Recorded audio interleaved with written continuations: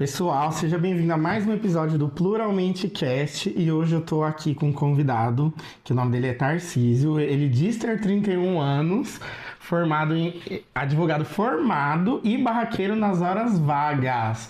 Muito prazer e obrigado por ter aceitado estar aqui hoje, Tarcísio. Essa é a frase que eu acho que eu mais escuto, assim, é porque ele é advogado, né? É porque é diferenciado, né? Falam, né, que para poder terminar uma faculdade de advocacia, a pessoa tem que ter vontade. É uma raça queimada, né? Porque todo lugar que chega quer dar carteirada, quer falar, não, porque eu sou advogado, sabe o que eu tô te falando? Tudo um bosta, gente. E você já deu... Já que a gente já tá entrando nesse assunto, vamos falar da sua parte focada, assim, na OAB. Você já chegou a dar alguma carteirada? Carteirada não, mas eu já tive que me apresentar, tipo, de uma forma um pouco mais... Uma carteirada. Uma carteirada disfarçada, assim, porque... Qual foi o contexto? Por que você teve feito Eu tava isso? no fórum e queria muito... Tava na onde? Fórum. O fórum é o lugar onde todos são... hoje em dia é digital, né? Mas antigamente, quando era físico, que não é tão antigamente assim, pra me chamar de velho, eu tô falando de 2015. Mas tem várias coisas atuais, dessas coisas de governo, tipo RG, tudo é tudo presencial. Então... Exato. Mas o fórum é onde ficam as varas dos juízes e as seus varas? assistentes. É chamado de vara o escritório do juiz. E, enfim, eu fui lá que eu precisava dar uma olhada num processo físico. E aí eu cheguei lá, não queriam de jeito nenhum deixar eu acessar esse processo, só que ao mesmo tempo eu não queria me identificar como advogado, porque eu tava com medo de... mas uma pessoa que não é advogado pode acessar os processos? Pode, a maioria dos processos estavam com birra, hein, de você, Tava com birra, então. exato. Entendi. Foi uma grande diferença também na questão da barba. Quando eu não tinha barba, era um bebê, chegava lá, nem me atendia. Eu deixei um pouquinho de fio crescer...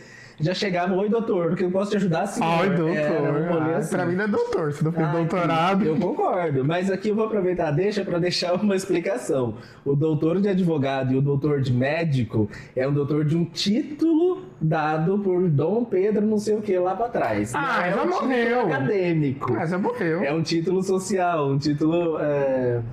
esqueci o nome dado, mas enfim, não é um título acadêmico, mas é isso. E aí, nesse momento, eu precisei me apresentar como advogado, mostrar a carteirinha, falar que eu tinha direito, enfim, fazer um mini barraco ali. E deu certo. Aí você sacou bem. Exatamente. Coloquei e botei na mesa, assim, ó, bati 3 vezes. Sabe que tem uma vez que um cara tentou dar uma carteirada quando eu trabalhei no Detran?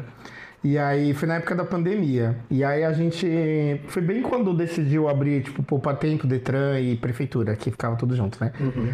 Aí a gente ficava lá fora, porque não podia entrar todo mundo, só podia entrar com agendamento. Então, assim, todo mundo que fazia as atividades lá dentro, tirando a diretoria e mais alto escalão, ficava lá fora. Aí, pra falar, tem agendamento? Não, não sei o quê. Aí chegou um cara já querendo entrar... Aí o moço, você tem agendamento? Porque eu sou advogado? Aí ele veio com essa. Eu falei, não, moço, mas você não tem agendamento, não sei o quê. Aí ele, você sabe com quem tá falando? Você sabe quem eu sou? Aí eu falei, não, mas você não tem agendamento, então você vai voltar outro dia. Aí ele, eu vou acabar com a sua carreira aqui dentro. Que carreira? Eu falei, faz esse favor, prometa. Sim, não dá. A pessoa perde um pouquinho a noção, né? Não, tem um povo assim, né? Aí, tá vendo? Esses marcam. Mas você... Quando foi que você decidiu fazer faculdade de advocacia, né? Advocacia. De direito. Direito, faculdade de os direito. Dois estão corretos. Você sempre quis desde pequenininho ou não? Sim e não. Hoje, depois de adulto, principalmente depois da crise dos 30 anos, né? Que todo mundo passa... Não sei, não cheguei.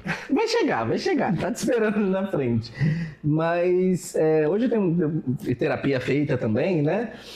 Hoje eu tenho um pouquinho mais de consciência de que não foi muito uma escolha minha, foi algo que eu aprendi a amar no meio do caminho, vamos dizer assim. Depois você já estava lá. Isso, eu meio que cresci ouvindo que eu ia ser advogado, que a minha mãe escolheu o meu nome porque ela queria que tivesse um doutor na frente, que eu ia ser advogado. Aí mas ela falava advogado ou de qualquer médico era também? Advogado específico porque ela tem 2 irmãs que trabalham meio que na área, não só advogadas, mas trabalham na área. Tá, entendi. Então eu cresci tendo essa ideia e meio que foi a primeira coisa que entrou na minha cabeça e ficou assim. Então eu nunca tive uma segunda... como que chama? Uma segunda opção ou uma segunda escolha, sabe? Sempre foi direito. Então eu passava em direito ou eu passava em direito. Se eu não passasse em direito naquele ano, no próximo ano eu ia tentar Ia ficar passar. Tentando até passar. Até fazer direito e passar. Se você não fazer direito, você vai apanhar. Exato. Mas quando você era criança, antes da... Ou sua mãe falou desde muito pequeno... Você não teve uma outra profissão? Não tenho memória, assim, de outra... Melhor, eu tenho, mas pra mim elas sempre entraram, eram profissões que entravam muito como hobby, não como o que eu ia fazer na minha vida. Tipo, meu sonho quando eu era criança, assim, não pra viver, mais uma vez. Isso é muito engraçado porque eu tinha isso muito claro. Não era uma coisa que eu queria pra fazer pra viver, mas eu queria... Eu acho que seria muito legal. Queria muito ser caminhoneiro. Porque pra mim, assim, entrar num caminhão, tipo, em São Paulo, e atravessar o Brasil, tá ligado? Nossa, eu adorava essa série, exatamente, dos caminhoneiros. Mas era uma coisa que passava muito na minha cabeça. Eu queria muito ser caminhoneiro, mas era uma coisa que eu pensava assim, quando eu aposentasse, sabe? Você já dirigiu um caminhão? Já dirigi. Uma roça, não era cidade, mas já dirigi. Caminhão, já dirigi ônibus, trator... Só falta barco e avião, entendeu? Você quer virar tratorista. Não, o resto eu já dei uma pilotadinha. Eu não sei. O resto assim, né? Comum. Você andar nem de bicicleta, imagina pilotar um caminhão. Eu gosto. E aí você então entrou quando na faculdade? Você entrou cedo? Ou você tirou uma pausinha após estudos? Não, eu me formei... eu sou do interior de São Paulo, né? Aqui da cidade de Olímpia. Só que a minha família toda é de Minas. Então, Olímpia é onde tem as termas? Onde tem as termas, exatamente. Um sol para cada pessoa. É quente? É demais. A cidade inteira é demais. E lá é uma questão geográfica também. A cidade, como ela é muito reta, quase não tem morro, é sol o tempo todo. E lá é uma cidade pequena ou é um interior mais assim, por exemplo, Sorocaba? Que eu não tenho muita noção do tamanho hoje, mas lá é pequeno. Eu acredito que não tenha mais de 100 mil pessoas. Deve ter bem menos. Bem menos. A cidade onde eu morava, de fato, é uma cidade que é do lado de Olímpia, que a gente ia de bicicleta ou até a pé. Chama Severinha. E nela tem hoje 18 mil habitantes, se eu não me engano. Pequeno. É bem pequeno. Mas você era de Olímpia. Eu nasci em Olímpia, mas eu morava na cidade de Severinha. Tá. Então onde você morava era pequenininho. Era minúsculo. E aí Olímpia era tipo assim, o dobro, quase 3 vezes o tamanho, entendeu? Então por isso que eu acho que até hoje não deve ter passado. Nossa, eu não me daria certo numa cidade tão pequena. Primeiro, que a fama que eu poderia levar. Mas a vida é outra lá. Não, assim, mas eu não moraria no interior. Você tem vontade de voltar a morar no interior? Hoje não. Depois talvez bem velho, assim, porque São Paulo tá cada vez menos atrativa pra mim. Mas o interior é muito gostoso. São Paulo... Você veio pra São Paulo já com uma atração pra cá? Então, assim, só contextualizando, tem essa questão do interior, então, só que toda a minha família é de Minas. Então, eu fui, e essa é uma história legal até de contar, porque mães que ouvirem isso não traumatizem seus filhos. Eu fui meio que sequestrado. Que isso, gente? E quando eu falo meio, é meio assim, fui um sequestro mesmo. Tipo, eu era muito acostumado, a gente ia muito pra Minas. Eu morando aqui no interior, em São Paulo, a gente ia pra Minas, tipo assim, uma vez por mês, uma vez a cada 2 meses. Só que a gente ia, tipo assim, quinta-feira, quando dava segunda, voltava. E aí teve um belo dia, minha mãe falou, arruma suas coisas que a gente vai pra Minas. E aí arrumar minhas coisas naquela época era pegar minha mochilinha cheia de brinquedo, o resto ela que se virava. Era o que importava. Exato. E aí eu fui todo pimpão, isso era uma sexta-feira à noite, assim. Chegamos em Minas sábado, super felizes, aproveitei o dia, domingo também. E aí eu fui dormir domingo, como eu sempre fazia, e minha mãe me acordava de madrugada pra gente ir embora. Só que aí nesse dia específico, eu acordei já segunda-feira, de manhã. Aí fui procurar minha mãe, assim, minha mãe já não tava só minha avó. Aí minha avó falou, então, é que vocês estão de mudança pra cá. E aí você começa na escola já amanhã. Gente, que é isso? Eu fui realmente sequestrado da minha cidade, eu não dei tchau pra ninguém. E era uma cidade assim... E você tinha quantos anos? Eu tinha 8 anos. Já entendi. Já entendia. Porque assim, eu saí de uma cidade aqui no interior, que eu tinha 5, 6 primos, que a gente tinha muita ligação, a gente brincava demais, a gente estava sempre juntos, e fui para uma cidade que eu tinha um único primo que não gostava muito de mim, que ele sempre teve uma rixa, assim, que eu nunca entendi de onde veio, mas sempre existiu essa disputa. Existe, sim. Mas era uma disputa chata, não era uma disputa, olha, vamos ver como que a gente consegue, tipo, que até fortalece a amizade, sabe? Era uma disputa que evitava, de tipo, da gente nunca teve, a gente não saía junto, a gente não tinha amigos junto, não fazia nada junto. Então meio que eu não tinha nada. E uma coisa muito legal, e uma coisa que foi muito diferente pra mim também foi que eu saí dessa cidade do interiorzinho, que na minha rua, sequestrado. E na minha rua tinha cerca de 30, 35 crianças, a gente brincando. Tipo assim, as mães chegavam no portão meia-noite pra gritar as crianças pra entrar. E aí eu fui pra uma cidade que 8 horas da noite você podia andar pelado na rua, que não tinha mais ninguém. Não, já tava pode, todo mundo. A lei não permite. Então, já tava todo mundo dormindo, assim. Era uma cidade extremamente de velho também, sabe? O pessoal, assim que pega uma idade, já sai de lá pra ganhar dinheiro. Porque é uma cidade que não tem muito oferta. Qual assim, é de a trabalho. cidade que você morava em Minas? Chama Virgem da Lapa, quase Bahia. É, uma cidade assim. Quase Bahia? Nossa, lá longe. Dependendo. Não. Caralho! Ia fazer uma piada xenofóbica, não é? Calma. Mas é quase Bahia. Mas é uma cidade que, assim, só quem é de lá conhece, entendeu? O resto das pessoas não conhece. Então eu passei uma época. E aí teve toda uma questão de bullying de escola também, por causa do meu sotaque, que era um R muito Na puxado. escola anterior ou nessa? Não, em Minas. Ah, tá. Porque no interior de São Paulo a gente puxa muito R, né? E lá eles não puxavam. Lá não é porta, é porta, sabe? Tipo, não tem nenhum som do R, assim. O R some nas palavras. Uai, isso. É, tipo isso. Então eu sofri muito bullying por causa do R. Foi muito pesado a questão do R, foi muito chato, assim, no primeiro ano. Depois deu uma boa melhorada, metade do ano, vamos dizer. Porque eu tenho uma facilidade muito grande de pegar sotaque. Então, eu preciso de 3, 4 meses. Eu morei 6 meses no Nordeste e não peguei nada. Eu pego. Nada. Meu, se minha mãe Só me os ligar palavrões, aqui, eu gosto dos palavrões. se minha mãe me ligar aqui agora, você ia ver como que eu mudo completamente a minha fala. O jeito de falar, sabe? Meu sotaque muda, minha forma de pronunciar as palavras muda, mas enfim. Isso deu uma aliviada. E aí depois disso eu comecei a sofrer bullying por causa do ensino. Porque aqui no interior a gente tinha um ensino de muita qualidade, que era patrocinado pelo COC na época e tal. Eu lembro que eu cheguei lá na 5ª série e o que eles estavam estudando na 5ª série foi o meu conteúdo todo do último semestre da 4ª série. Eu tive isso quando eu fui pro Nordeste, mas na verdade o ensino de lá era melhor que aqui. Não, eu tive isso também, eu morei 6 meses no Nordeste também e eu O tive esse ensino problema lá também era melhor? Não, era pior. Eu não sei se eu fui... A escola que eu estudei no Nordeste é aquela... Não é pública, é outro nome. Particular? Não, particular é quando paga, mas é de graça, mas não é pública. É municipal. É municipal? Municipal é pública. Não, era uma outra categoria. É. Enfim, eu sei que, tipo assim, quando eu fui pra essa escola, tipo, quando abriu as vagas, tinha uma fila, assim, a madrugada inteira, 2 dias antes, pra poder estudar lá. E aí, o meu pai pagou um cara pra poder ficar lá na fila, pra poder colocar eu e minha irmã. Um jeitinho brasileiro, né? Ele falou, eu não vou ficar nessa fila aqui não, pra vocês você vai estudar. Mas era o melhor colégio, assim, eu morei em Juazeiro 6 meses. E eu cheguei, eu fiquei tipo, o professor, eu sou professor de estatística. Eu falei, gente, Que isso? que porra é essa? Traga minha matemática. Mas eu achei o ensino de lá, pelo menos onde eu morei, superior aqui. Não, quando eu fui pra Pernambuco foi bem diferente, porque, pra você ter noção, eu cheguei... Nossa, mudadeiro você, né, Pernambuco. Eu andei bastante, Pernambuco, Florianópolis, Minas... Você morou em Floripa? Morei. Não é que eu morava, meus pais iam pra lá final de ano, então eu ficava 3, 4 meses lá, eles trabalhando na praia, e eu ficava lá esse tempo. Mas pra você ter noção da questão de Pernambuco, assim, do ensino, quando eu cheguei lá, eu cheguei numa segunda, na quarta-feira teve prova. E aí a professora perguntou se eu queria fazer a prova, se eu não quisesse, eu podia pular e tal. Eu falei, não, tudo bem, prova de português. Eu juro pra você, não é zoeira, não é exagero. Eu fui a única pessoa que tirou 10 na prova. Não era uma prova difícil, só que o problema era... 3 questões lá dessa prova era sobre mas e mais. E as pessoas não sabiam a diferença. Tipo, os alunos de lá não sabiam a todo mundo diferença sabe de que mas e mais. mais é porém, e mas é soma. Então, mas eles não sabiam aplicar isso no português. Eu fui a única pessoa que acertou.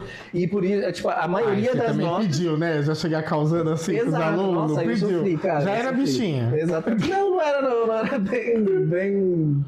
eu era uma criança até meio que segura demais, assim, no sentido de... Eu tomava muito cuidado, assim, com tudo que eu fazia na forma de movimentar. Isso é muito legal, porque tem uma... Mas você ouvia as coisas de casa assim, tipo, anda igual homem. Não, isso não. Mas eu acho que foi... Eu não ouvia por conta da minha luta constante com isso, assim. Entendi. Então, tipo, tem uma pesquisa até que saiu, não lembro exatamente onde, mas ele fala sobre... Compara, né? O nível de cortisol que a gente tem homens, principalmente da minha geração pra cima... O que é cortisol? Cortisol é o hormônio que gera o estresse no nosso cérebro. Tá. Mas o nível de cortisol é comparável a homens que voltam de guerra. Entendeu? Tipo assim, soldados americanos que voltam da guerra. Porque imagina, vou te explicar o porquê. Imagina, você tá numa mesa de café da manhã com a família. Aí alguém te pede, sei lá, um copo de suco, um copo de água. Do momento em que você precisa pensar ali, que são uns milésimos de segundos, né, que a gente tá falando. Mas no momento entre você pegar o copo, levantar o copo, entregar o copo, voltar o copo, na sua cabeça tá, pega o copo como homem, ninguém pode descobrir, ninguém pode desconfiar. Isso daí é aí você de toda entrega, criança. devolve. É que eu não tive vontade quando eu era criança, nem adolescente. Foi depois de velho mesmo. Então, mas esse controle o tempo todo é uma coisa que sempre causa um estresse muito grande no nosso cérebro. E eu tinha isso, assim, mas meio que natural, por outras coisas também, assim, da vida. Por exemplo, eu nunca fui uma criança gorda, mas a minha irmã era, e a minha mãe também. E aí hoje eu tenho vários tiques de pessoas que eram gordas ou obesas por conta disso. Ajeitar a camisa, já reparou o tanto que eu faço isso o tempo todo? Ajeitar a camisa, andar murchando a barriga. Exatamente. E isso é engraçado, porque eu tive uma consciência, cara, real, assim, de perceber que eu fazia isso mais ou menos uns 2 anos atrás. Que eu fui perceber que o meu natural é segurar a barriga. Tipo, esse é o meu natural. Eu não sei nem como é, mas não dá pra ir. Então, isso é muito complicado pra gente. A gente vai criando umas coisas assim que vai virando uma espécie de crença limitante também, sabe? Da gente não conseguir ser a gente mesmo, não conseguir fazer o que a gente quer, do jeito que a gente quer, e a gente tem que se moldar a um padrão de beleza, enfim. Militei aqui. Ai, não. Mas às vezes... E teve uma época, acho que na pandemia, né? Que a maioria das pessoas engordaram. Mas que aí o povo tava, tem que se aceitar. Que já foi por terra também. Já. Hoje em dia o povo tá só nas canetinhas de Monjaro e falou viver 2 doses de Monjaro. O povo... Essa coisa de corpo livre, assim, foi meio pro ralo, eu acho. Eu acho que sim, mas ao mesmo tempo vem uma questão de consciência. Porque... Não, mas volta no sequestro que você sofreu. E aí você quis ser o aluno chato, tirando 10 numa escola que você podia ter falado, melhor eu não fazer a prova, não. Eu cresci ouvindo... Nossa, iam te jogar na lixeira e te prender no armário, viu? Eu cresci ouvindo a história de que se você não fosse muito bem na escola inteira, durante todo o período da escola, se você fosse muito bem, você nunca ia conseguir fazer uma faculdade. Falavam pra mim que ia ser pobre e eu não queria. Não, é que não fazer faculdade na minha época significava ser pobre. Hoje não faz muita diferença. Mas eu cresci com isso. Então, assim, eu me esforçava muito em alguns aspectos, outros não. Porque eu também sempre tinha uma facilidade muito grande de aprender com o professor, sabe? Então eu não precisava estudar tanto, tipo, em prova e tal. Mas também nunca fui o aluno do 10, 10, 10, não. Sabe? Eu tirava muita nota boa. Mas eu tinha que entender com o professor. Eu não era de estudar em casa sozinho. Sim, mas eu era aquela criança que terminava a aula e ia lá perguntar coisa pro professor, sabe? Tipo, eu voltava e falava, professor, olha isso daqui, eu não entendi muito bem. Ou eu inventava um problema qualquer em casa, trocando palavras, pessoas... Eu já não funcionava. Em casa eu gostava de jogar videogame. Não. Eu sempre fui até hoje. E até vou retornar à faculdade só assim, que é na última faculdade que eu fiz. Aí o povo, às vezes, querendo ir embora, o professor, tirar as dúvidas, eu libero vocês. Aí eu levantava a mão. E o povo querendo ir embora, eu falei, gente, vocês não vão pagar minha mensalidade e minha prova se eu repetir. Se eu não entendo que o professor, eu tenho um déficit de atenção aí, que se eu for estudar em casa sozinho, não vai dar certo. Tanto que antes de eu perder um pouco a timidez na faculdade, eu tinha 2 amigos na faculdade só, né? Aí um deles começou a me ajudar. Tá tudo bem? Você superou isso? Ter 2 amigos na faculdade? Não, pra mim era muito ainda, inclusive. Não, tá ótimo. Não, mas é que na faculdade que eu fiz, pelo menos, né, análise de sistema, muitas pessoas acabaram até saindo, né? Que igual acontece.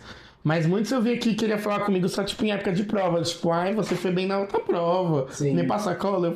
Eu falava que eu era bocudo já, né? Falava, você não fala comigo no dia a dia, eu vou te passar cola. Tá me tirando, mano? E aí, esse meu amigo, ele começava a estudar comigo pelo Meet, né? Não, Skype. A gente fazia pelo Skype. Aí ele falava, abre ali assim, porque não dá. Se eu vou fazer sozinho, aí eu já abro outra janelinha. E quando eu vou ver, meu amigo, eu já tô vendo... Virgínia. Mas assim, só... Ai, Virgínia, cancela o Body Splash. Mas assim, só finalizando até a questão da faculdade, por exemplo, eu tive muita sorte de me apaixonar mesmo pela faculdade, sabe? Você gostou? Gostei demais, principalmente quando eu comecei a faculdade. Porque primeiro, só pra você ter noção, não sei hoje, né? Mas na minha época, direito era um dos cursos, se não o curso, com maior nível de desistência. Então, pra você ter noção, você começava uma sala com 100 alunos, no segundo semestre você tinha, tipo assim, 35, 36 alunos, sabe? Então, o nível de desistência era muito grande. Então, eu tive a sorte de me apaixonar e gostar muito, assim, da faculdade. Mas por que o nível de desistência é muita coisa pra ler? Eu acho que muita gente, primeiro, eu acho que o primeiro ponto que leva as pessoas a fazer direito é o prestígio e dinheiro. A ideia de que advogado é rico. Gente, tem advogado que estuda comigo hoje que não ganha 3 mil reais. É um valor que já é considerável para o Brasil e tal, mas você estudar 5 anos para você ter um salário, tipo... Eu tirava mais como bartender. Você entende? Tipo, hoje se você pegar, sei lá, vender bolo de pote, você vai tirar uma grana muito boa. Muito mais que isso. Mas enfim, eu acho que era um dos gatilhos que mais levava as pessoas. A questão de dinheiro, status, falar que é advogado e tal. E a questão de assistir séries. Porque principalmente na minha época tinha muita série. Assim, How to Get Away with Murder. Só que as pessoas, tipo, quando chegam na faculdade, percebem que o rolê é muito diferente. Primeiro, por dois motivos. É Primeiro, outro país também, essas séries primeiro americanas. que o direito, ele já é muito mais teórico do que prático. É muito mais bundinha na cadeira na frente do computador resolvendo um negócio do que lá na frente defendendo alguma coisa ou defendendo algum caso. É muito mais aquilo ali, papelada. E o segundo é, muita gente chega com essa ideia de How to Get Away with the Murder, sabe? Assim, Eu adorava essa série. exato, só que uma grande diferença, de curiosidade, assim, uma grande diferença entre o direito brasileiro e o americano. O direito brasileiro, ele é baseado em leis escritas. Então, você precisa ter uma lei escrita para que ela tenha essa vigência, ou no máximo vai ser criada um novo entendimento com base no que já existe. No direito americano, é um direito muito mais baseado em costume da região.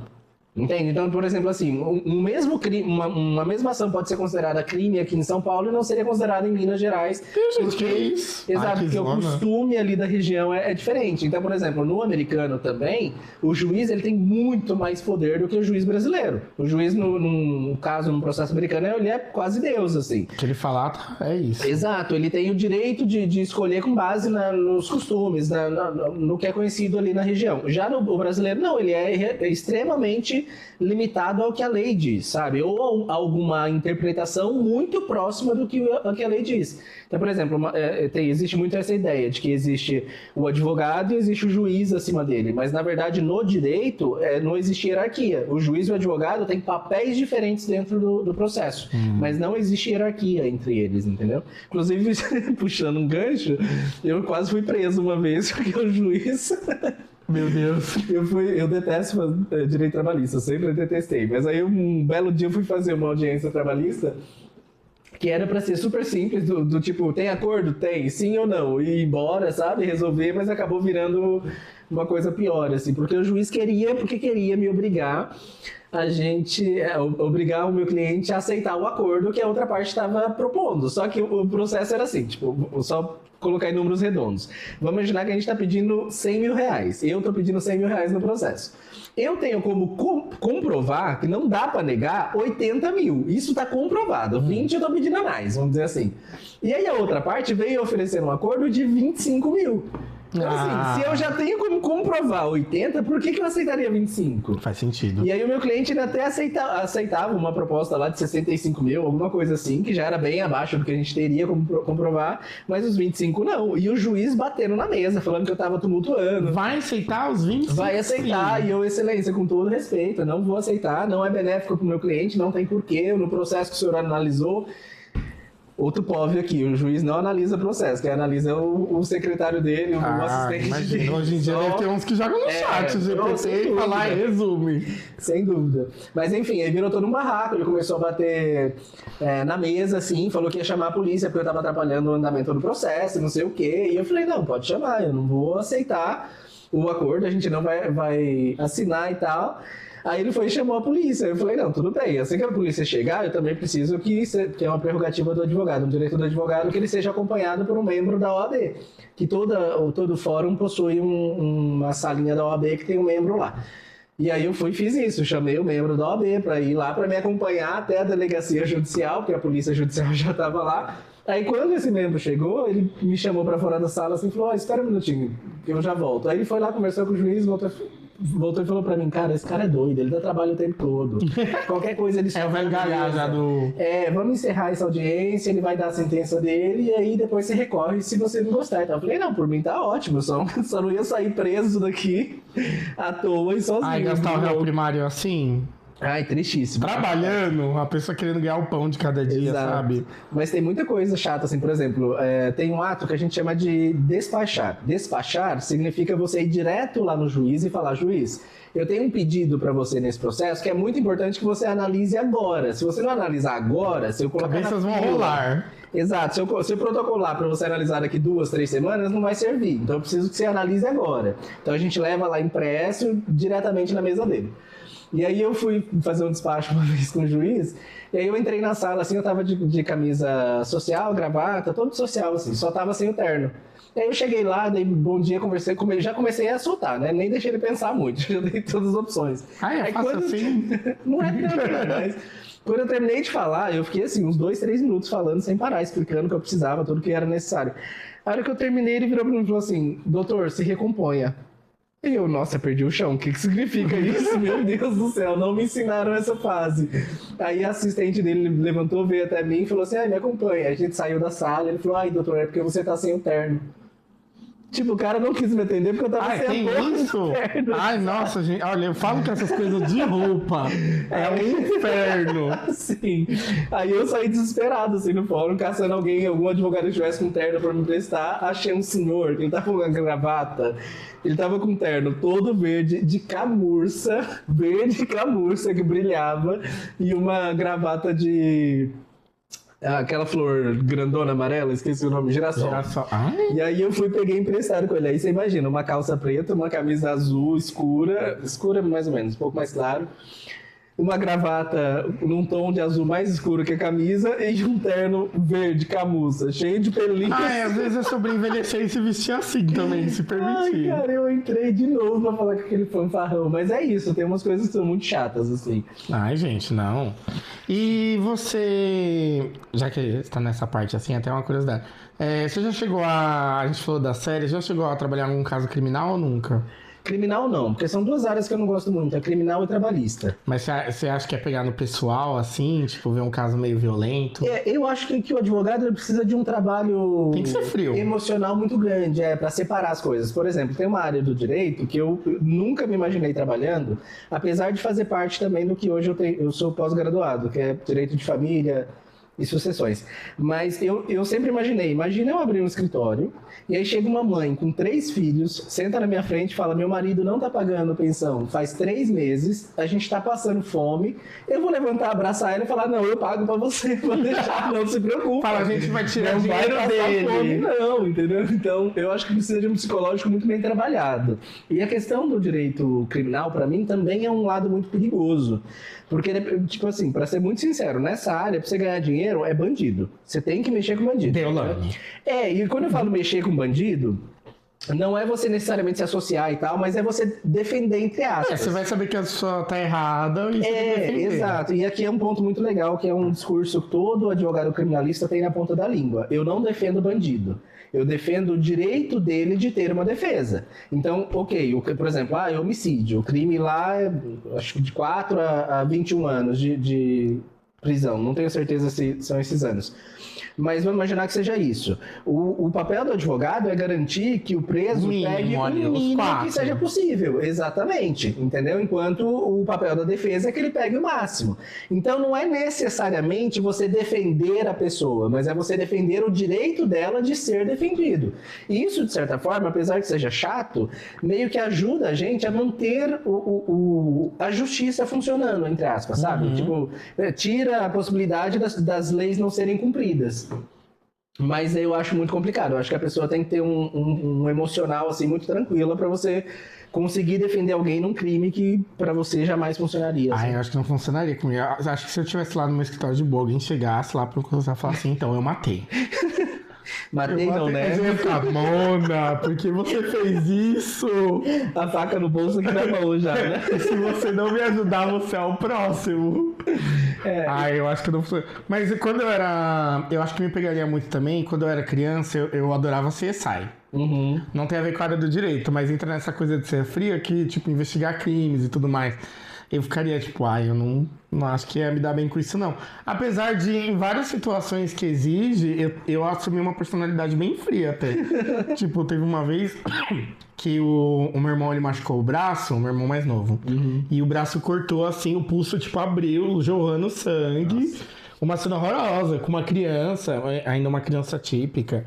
E, tipo assim, a minha mãe desesperada, minha irmã sem conseguir respirar. E aí, tipo, eu só peguei, tipo... vou pegar meu celular e ligar pra ambulância. Eu preciso fazer alguma coisa. Eu fiquei tipo, não, gente, tipo, se desesperado vai resolver a questão do punho da criança. Aí eu assumi esse papel de, tipo, pegar o celular, eu ver essa situação, mas algumas situações eu assumo uma personalidade um pouco mais séria, porque eu penso, tipo, não vai resolver, ficar chorando, não sei o quê. Vamos lá e vamos resolver. Depois eu choro no meu chuveiro. Então, em alguns cenários eu faço isso, mas eu acho que no dia... Mas você não acha que trabalhista também, às vezes, tem alguns processos que exigem ser meio frio? Não, sem dúvida. Eu acho que dois pontos, assim, que nunca me atraíram nessas duas áreas, criminal e trabalhista. Na área criminal, eu acho que é uma área do direito, uma parte do direito, em que faz, ou meio que obriga, ainda que ninguém seja obrigado, mas meio que você se torna obrigado a mentir demais, a simular demais as coisas, sabe? E na área trabalhista, uma coisa que eu não gostava, e até hoje não gosto muito, é que o direito, apesar de ele estar muito vivo ali, na prática do advogado, meio que quase tudo acaba em acordo. Então não tem aquela coisa que para mim era muito gostosa do debate, sabe? Da discussão, de eu preciso trazer um argumento muito forte para vencer o seu argumento, que também vai ser muito forte, sabe? Então eu sentia muita falta disso desde da faculdade, assim, disso nessa área trabalhista. Porque para mim tudo meio que acabava em acordo, as pessoas cansavam, aceitavam menos, aceitavam mais. E aí na área civil, que é a área que eu mais gosto, e aí civil entra tudo que não é trabalhista e que não é crime. Se não é crime, pensão, nem é do trabalho, essas coisas, assim. Entra tudo, violência. Tudo isso entra. Porque a violência entra não na agressão, mas entra em danos morais, por exemplo, ou danos materiais. Então. Não, eu falei violência, não é um homicídio, calma. Não, é violência, por exemplo, chega alguém na rua e te dá um soco, isso você tem a possibilidade tanto do criminal quanto do civil. O civil você vai pedir o dinheiro pelos danos morais, entendeu? No criminal eu posso pedir dinheiro. Pode, no criminal você vai processar a pessoa por essa agressão. Então, são áreas que se complementam.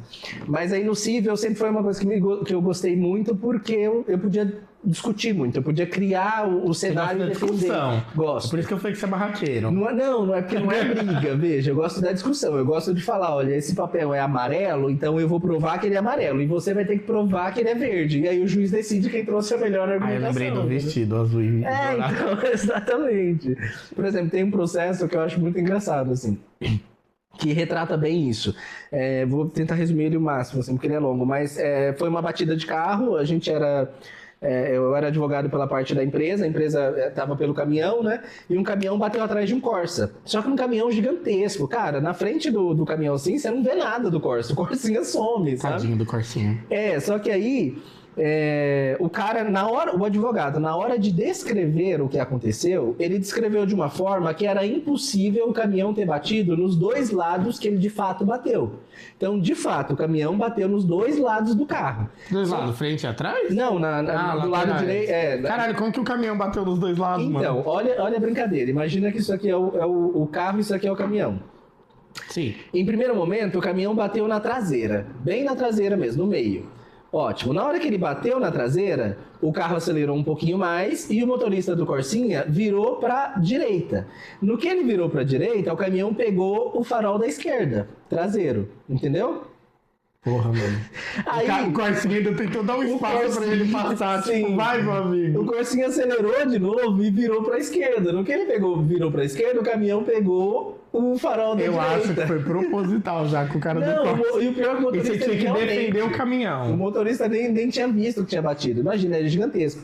Mas na hora que o advogado contrário foi descrever o caso, ele fez a descrição como se o Corsa tivesse recebido a primeira batida e já saído à esquerda. Então, se você que é a outra parte, está representando a outra parte, está falando que você recebeu a batida atrás e saiu para a esquerda, como que você vem falar para mim que o caminhão bateu no farol da direita? Entende? É impossível fisicamente. E aí, com base nisso, a gente não ganhou o processo, porque era confesso, né? A gente realmente confessou que bateu, só que a gente foi obrigado a pagar só duas batidas, que é a traseira e a lateral direita. A lateral esquerda, não, porque ele não conseguiu comprovar que a gente bateu. Ele ia ficar com dó, eu ia falar, gente, o batimento, sabe? Mas era isso que eu sempre adorei no direito civil, é o poder de argumentação, entende? Eu sinto que no direito civil, no processo civil, quem mais tem poder no processo é, de fato, o advogado. Porque é ele quem traz prova, traz argumentação, traz tudo que é necessário para que o juiz possa... É o advogado ou às vezes é quem tá ajudando ele ali no processo? Uns estagiários que falam que o estagiário faz tudo também. Depende do nível do estagiário. Mas, via de regra, a argumentação mesmo... Não, a argumentação sim, mas a documentação e tudo mais. Juntar as provinhas. Não, isso é mais tranquilo, porque o principal mesmo é a peça. Vamos imaginar que você junta lá, você protocola uma peça sem nenhum documento, via de regra... Peça é o quê? É o montante? Peça é o documento Word final, de tudo que você tinha que falar. Word, faz um Word. Mas a gente chama de peça. Então, tipo, eu escrevi lá uma petição falando tudo o que aconteceu. Então, eu descrevi o que aconteceu, apresentei mais ou menos assim a estrutura. Eu apresento as partes, acusado como que é? Acusado e acusante, mas não é esse nome. Que, nossa, me deu um branco agora. O errado e o certo. O errado e o certo. Vamos dizer assim, o errado e o certo na visão de cada um.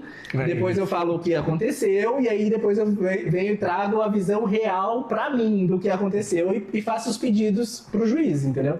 Então, esse arquivo em Word, que a gente torna em PDF depois, mas enfim, isso é o que a gente chama de peça. É a descrição de tudo que aconteceu. Entendi. O estagiário ele vai ajudar mais nessa questão de documento, de comprovação e tal, mas o principal é o que você escreveu. Porque como eu falei desse caso agora, se você não faz uma boa descrição, o caso você perde por detalhe, entendeu? Você perde por bobeira. E tem que ver as letras miudinhas. Exatamente. Falam, descrição. Letras miúdas é mais questão de ler detalhes, né? Porque não tem coisa escrita pequenininha. Não. É mais o detalhe. É você pegar a pessoa no pulo. Como eu te falei, o cara veio falar que tomou 3 batidas, mas é impossível, da forma que ele descreveu o caso... Mona, falou errado. Exato. Se tivesse falado o contrário... E aí toda a minha argumentação de defesa foi que eles estavam tentando aproveitar da batida para consertar outras coisas, entendeu? Entendi. E vamos.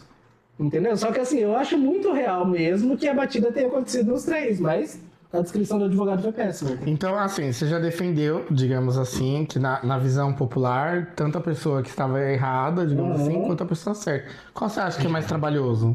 Eu gosto das duas, mas aí eu acho que é uma característica Olha, minha.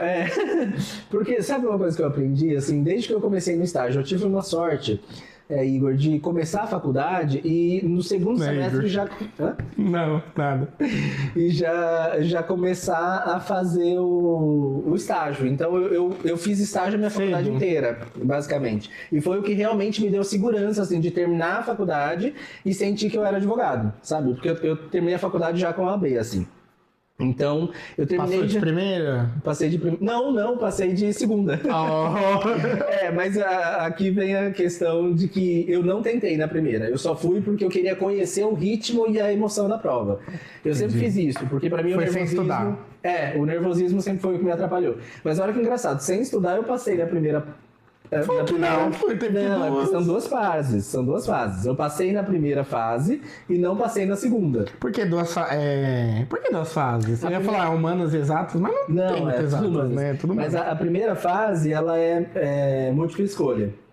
E a segunda fase tem perguntas dissertativas e você tem que criar uma peça. Então, por exemplo, você escolhe a área que você quer fazer, eu escolhi civil, que já era que eu sempre gostei, e aí eles trazem um problema para você e você tem que apresentar qual seria a peça, a solução para aquele problema. Aí nessa deu ruim na primeira vez. Aí nessa deu ruim na primeira vez. Eu também fiz o Enem sem estudar, queria testar assim. Fui meio até, tirando em química e física. Exato. Ali. Mas pra mim o que sempre me atrapalhou em prova foi nervosismo. Então, naturalmente, eu sempre faço isso. Eu faço a primeira sem me preparar pra nada e a segunda eu me preparo de verdade. Às vezes não precisa nem fazer a segunda, se for muito bem. Você sabe que na minha época, hoje em dia eu não sei como que tá, mas na época que eu fiz a OAB, o maior problema do pessoal que não passava era porque você não conseguia calcular direito o tempo. Então, às vezes você tava na metade na segunda quanto tempo, fase. Você lembra? A minha foram 4 horas. 4 horas Mas quantas fase. questões? Sim. Não, 80 questões? Eita porra. Eu acho que são 80 questões. Caralho. Mas tudo múltipla escolha. Mas textão, aposto. Hã? Textão, pra ler textão, pra ter Não tanto. Mas assim, são 80 e você precisava acertar 40 pra você passar pra segunda fase. Porque a segunda fase que realmente é o filtro real, sabe? Entendi. É nela que decide que você prova que você tá pronto ou não pra Mas você falou que tinha que montar ali uma peça. Era tema livre ou você escolhia a área e aí você escolhia a área e eles traziam um problema. Qual tema você escolheu na primeira e na segunda vez? Nas duas foram cível. Sim. Na primeira eu tinha que fazer uma... Mandado de segurança, se eu não me engano. Eu acho que eu não vou explicar muito, porque isso é muita coisa. Mas mandado Tá com de segurança... pressa? Não. Aqui tá querendo, Eu tô com medo de ficar muito prolixo, porque eu sou muito O que prolixo. é prolixo? Prolixo é uma pessoa que fala muito... Fala mais do que precisava pra explicar Não, uma gosto coisa. assim, de gente que rende, que não é todo mundo que rende. Não, mas não é render. Sabe aquela pessoa que dá uma volta pra falar uma Ah, coisa? não, que é óbvia? enrolar. Isso, exato. Isso é uma pessoa prolixa. Entendi. Enfim, aí na primeira eu acho que foi o mandado de segurança. O mandado de segurança, via de regra, é uma peça que você faz quando tem um abuso de alguma autoridade. Então, vamos imaginar que você chega... Ah, é tipo aquilo em série, que a pessoa, o policial que entra na casa e fala, mas você tem mandato? Mandado. É mandado? É, Não é mandato? Não, existem as duas palavras e as duas existem do direito. Mas mandato é como se fosse a procuração. É o que Ah, faz... mas no cenário que eu falei, mandato tá certo. Não, mandado. É mandado nesse mandado é a permissão que você tem. Ah, mas então eu acertei o que você queria falar, mas é a palavra. Isso. Tá, tudo bem. Mas o mandado de segurança é... Vamos imaginar que você faz um pedido, sei lá, para a Receita Federal de uma informação que você tem direito a ter acesso. E aí eles vão lá e te negam. Aí você entra com mandado de segurança para que o juiz diga para aquela autoridade que está abusando do poder Vai dela... mostrar sim. Pra te E o mostrar, que é mais ou menos mandato? isso. Agora eu fiquei Mandato é curioso. como se fosse uma procuração que você tem da outra pessoa. Entendeu? Isso a gente chama de mandato. É, entre aspas, procuração. Poderes para agir em nome daquela pessoa. E aí, essa primeira foi mandado de segurança e a segunda, que foi a que eu passei, foi eu precisava fazer o embargos de terceiro. Embargos de terceiro é uma peça, é uma defesa que você faz quando você é envolvido num processo que você não tem nada a ver. Então vamos imaginar que você comprou uma casa, mas aí você ainda não passou essa casa para o seu nome. No Brasil, pela lei, dono é quem está registrado no cartório. Então você tem que comprovar que você comprou e tudo mais. Então vamos imaginar que essa casa, o dono da casa está devendo dinheiro para um banco, o banco vai lá e executa essa casa, penhora essa casa. Só que essa casa é sua, você já comprou, você só não passou pro seu nome. Aí você, que não tem nada a ver com as dívidas desse cara, precisa entrar com embargos de terceiro, para dizer pro juiz que, ó, essa casa não é mais dele, eu não tenho nada a ver com esse processo, retira a parte que me toca, sabe? Aí dá Mais ou certo, menos assim. então. Via de regra, sim. Via de regra, É sim. bom saber. Porque via de regra, pra você entrar com embargos de terceiro, você precisa ter direito, de fato, né? Você não vai chegar lá e falar a voz da sua Uso cabeça. campeão. Não, mas aí o uso campeão é um direito, entendeu? Relaxa Se você mesmo. já tiver chegado aos requisitos do uso campeão, ele é um direito. 5 anos, não é? Tá ali. De imóvel são 10. 10? É, Nossa, tem pra que você ficar realmente igual falar assim, um parasita, igual o filme Tenho lá. certeza. 10 anos. Mas pra você chegar numa questão de uso campeão, você precisa já estar morando muito tempo, realmente, assim, uma vida ali. Eu acho que envolve mais casal, né? Que tipo, eu comprovar que eu morei 10 anos com essa pessoa, mas tipo, não era casado. Aí que é... brigar na justiça, aí os você tá indo direitos. para um lado mais específico, de um caso mais específico. O uso campeão, via de regra, é você mora no imóvel que não é seu, mas você nunca foi impedido de morar nesse imóvel. Se você é casado com a pessoa, a discussão é um pouco mais complicada. Entendeu? Deixa eu ver aqui um cenário, só pra ver se eu entendi. Então, eu deixo um primo morar na minha casa, minha. Uhum. Aí ele mora lá 10 anos, Sem pagar nada? sem pagar nada. Nem os custos da casa? Não, ajuda numa conta de internet, digamos assim. Tá, mas aí ele IPTU veio pra da estudar. A casa tem IPTU. Quem paga esse IPTU? Eu. Então, essa casa é sua. A pessoa teria que pagar o IPTU. A pessoa precisa comprovar que ela usa o imóvel como se fosse dela e que ela tem as responsabilidades em cima do imóvel. Agora, se você tá lá... Pagar só a internet não... Não, porque a internet não faz parte do imóvel. A internet é de uso pessoal. Mas a gente está falando de água, energia, também é uma discussão boa. Mas quando a gente está falando dos impostos, aí fica um pouco mais difícil. Ainda assim, é caso a caso. Esse caso que você trouxe, por exemplo, é um caso específico ainda assim. Aí se ele pagou, tipo, há um ano ali, é uma vez por Não, ano, a né? discussão, a Paguei discussão- um aninho ali. Não, a discussão é mais profunda. entendi. Só para você Só pra- entender, a ideia, a essência do uso capião é dar utilidade social a um imóvel. Então vamos imaginar, você comprou uma casa lá no litoral. Você não cuida dessa casa, Ai, essa meu casa sonho de está abandonada. aposentadoria. Exato. Mas vamos imaginar que você não cuida dessa casa. Essa casa está abandonada, você vai na casa uma vez a cada 2, 3 anos, e aí, de repente, entra uma família e invade sua casa. Só que essa família ela já tem luz, já tem água, já tem gás, já está pagando o imposto sobre essa casa, ou às vezes nem está pagando o IPTU, mas já está morando nessa casa e cuidando muito bem dela. E aí você viajou, você não está nem sabendo que essa família entrou, foi morar fora do Brasil. Você volta 12 anos depois. depois, a casa tá lá super bem cuidada, o terreno maravilhoso, a casa até cresceu, construíram dentro da casa. Aquela família que entrou tá usando aquele imóvel de fato. Então, nesse caso, a chance de você recuperar esse imóvel é bem pequena, entendeu? Eu conheço um caso. Não vou. É que é próximo, assim, Eu tenho um amigo, vamos falar assim, que ele tinha uma cobertura no Guarujá. Eu vou falar as praias, que conhecer assim dá pra falar, né? Ele tinha cobertura no Guarujá dele. Aí o irmão dele recebeu uma oferta de emprego ali no Guarujá, mas ele morava aqui em São Paulo. Aí o meu amigo pegou e falou assim, pode ficar na minha casa enquanto você trabalha lá, só cuida da casa. Mas não cobrava aluguel nem nada. E aí o meu amigo perdeu esse apartamento pro cara, né? Que tipo, ele morava lá, pagava tipo as contas, IPTU. Mas há muitos anos, morava com muitos anos. E deve ter tido aí tipo uns 8 aninhos morando ali, uns 10 aninhos pra mais, eu acho, né? Porque assim, só pra você entender. Aí eu falei, você podia fazer uma festa naquela essa cobertura do Guarujá, né? Ele, perdi. Nossa. Então, porque a ideia da propriedade no Brasil, só pra você entender. Eu achei que isso, inclusive, né? Tipo, o próprio irmão. Aí é foda. Mas a ideia da propriedade no Brasil é que ela tem uma função social. Aquele imóvel que está ocupando o espaço, está trazendo prejuízo, entre aspas, até mesmo para o governo ali da prefeitura, estado e tal, ele precisa ter uma função. Então, uma casa é construída para que se abrigue uma família. Entendi. Se ela está lá parada, não faz sentido. Aí chega uma pessoa e dá a função social daquela casa, putz, ela ganha um direito em cima disso. Isso é o que acontece, por exemplo, com o MTS. MST, MTS. O Movimento Sem Teto. Tá. O pessoal fala, vão invadir minha casa, vão roubar minha propriedade. Cara, eles são extremamente organizados. E todo imóvel ocupado de fato pelo MST é um imóvel que deve muito dinheiro para a prefeitura de IPTU, que são esses prédios aqui do centro de São Paulo, por exemplo, são prédios ali que devem milhões, milhões e milhões de IPTU, nunca vão pagar.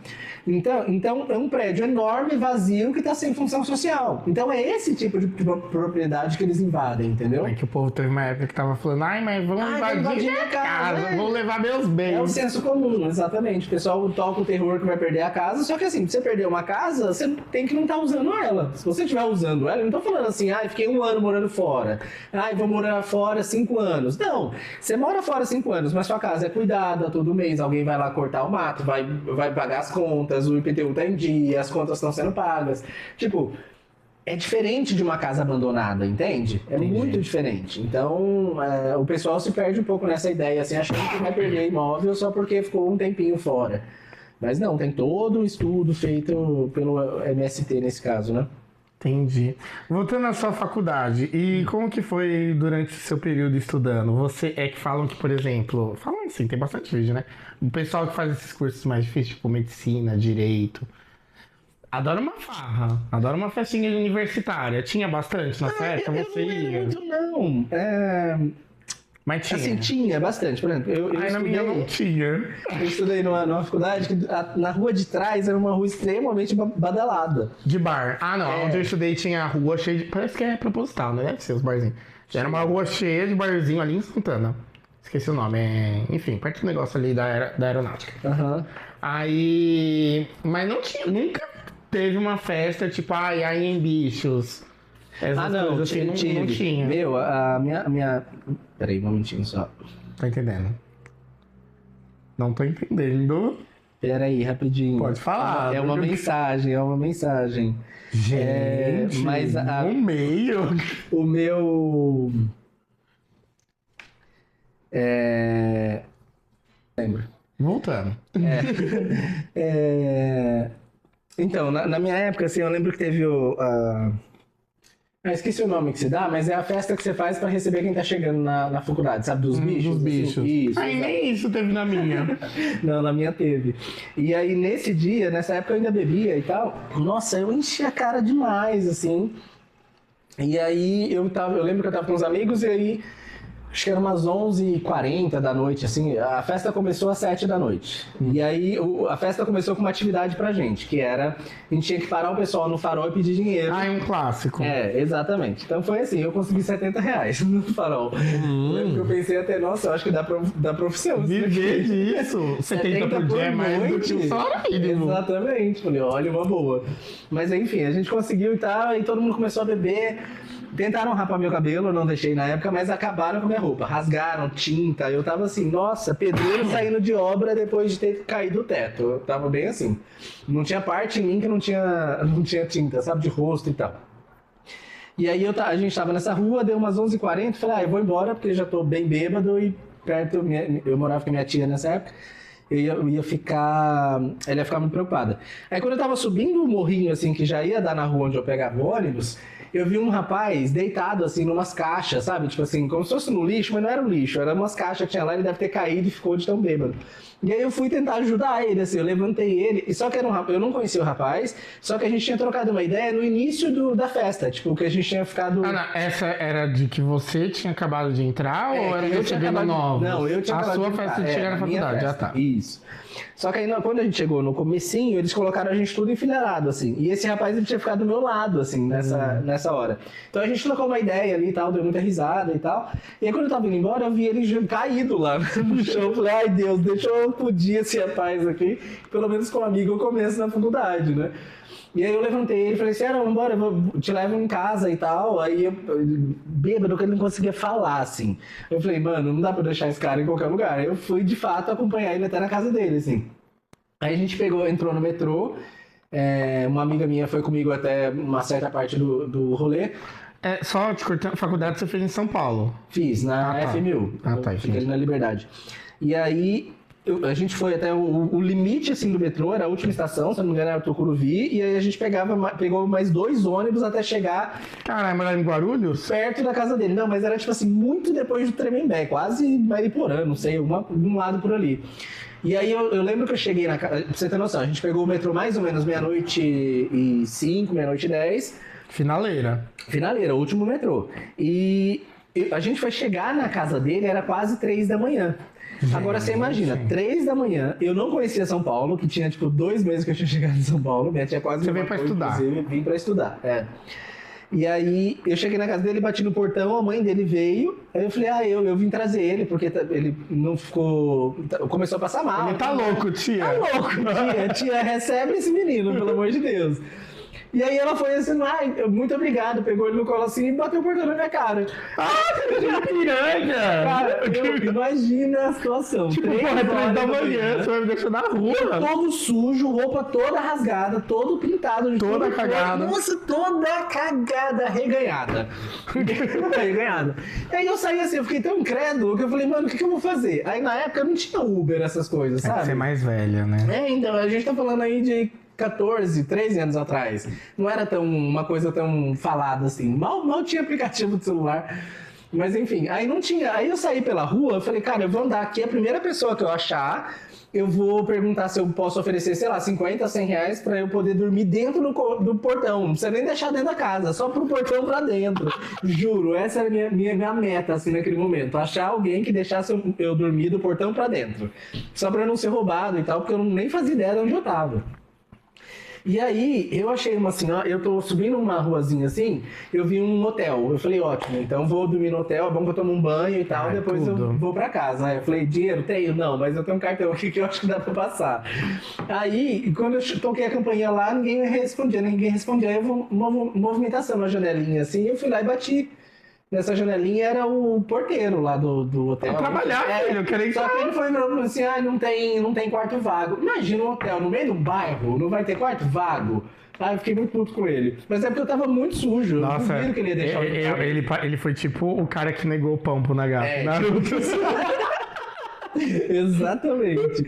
E aí eu saí assim, desci uma ruazinha. Quando eu tô descendo uma ruazinha, eu vejo uma mulher, cara, vindo com uma escadinha de filho. Ela, o menor, outro menorzinho e uma criança. Nossa, movimentado pra 3 da manhã a rua, caralho. Aí eu de longe já comecei a gritar, moça, desculpa, eu tô todo sujo, mas não tem medo, eu só queria uma informação, por favor, eu tô perdido aqui no meio.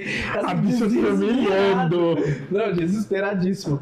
E aí eu conversei com ela, expliquei o que tinha acontecido e tal, ela falou assim, olha, eu não posso te ajudar, mas tem um rapaz ali que vai conseguir te ajudar.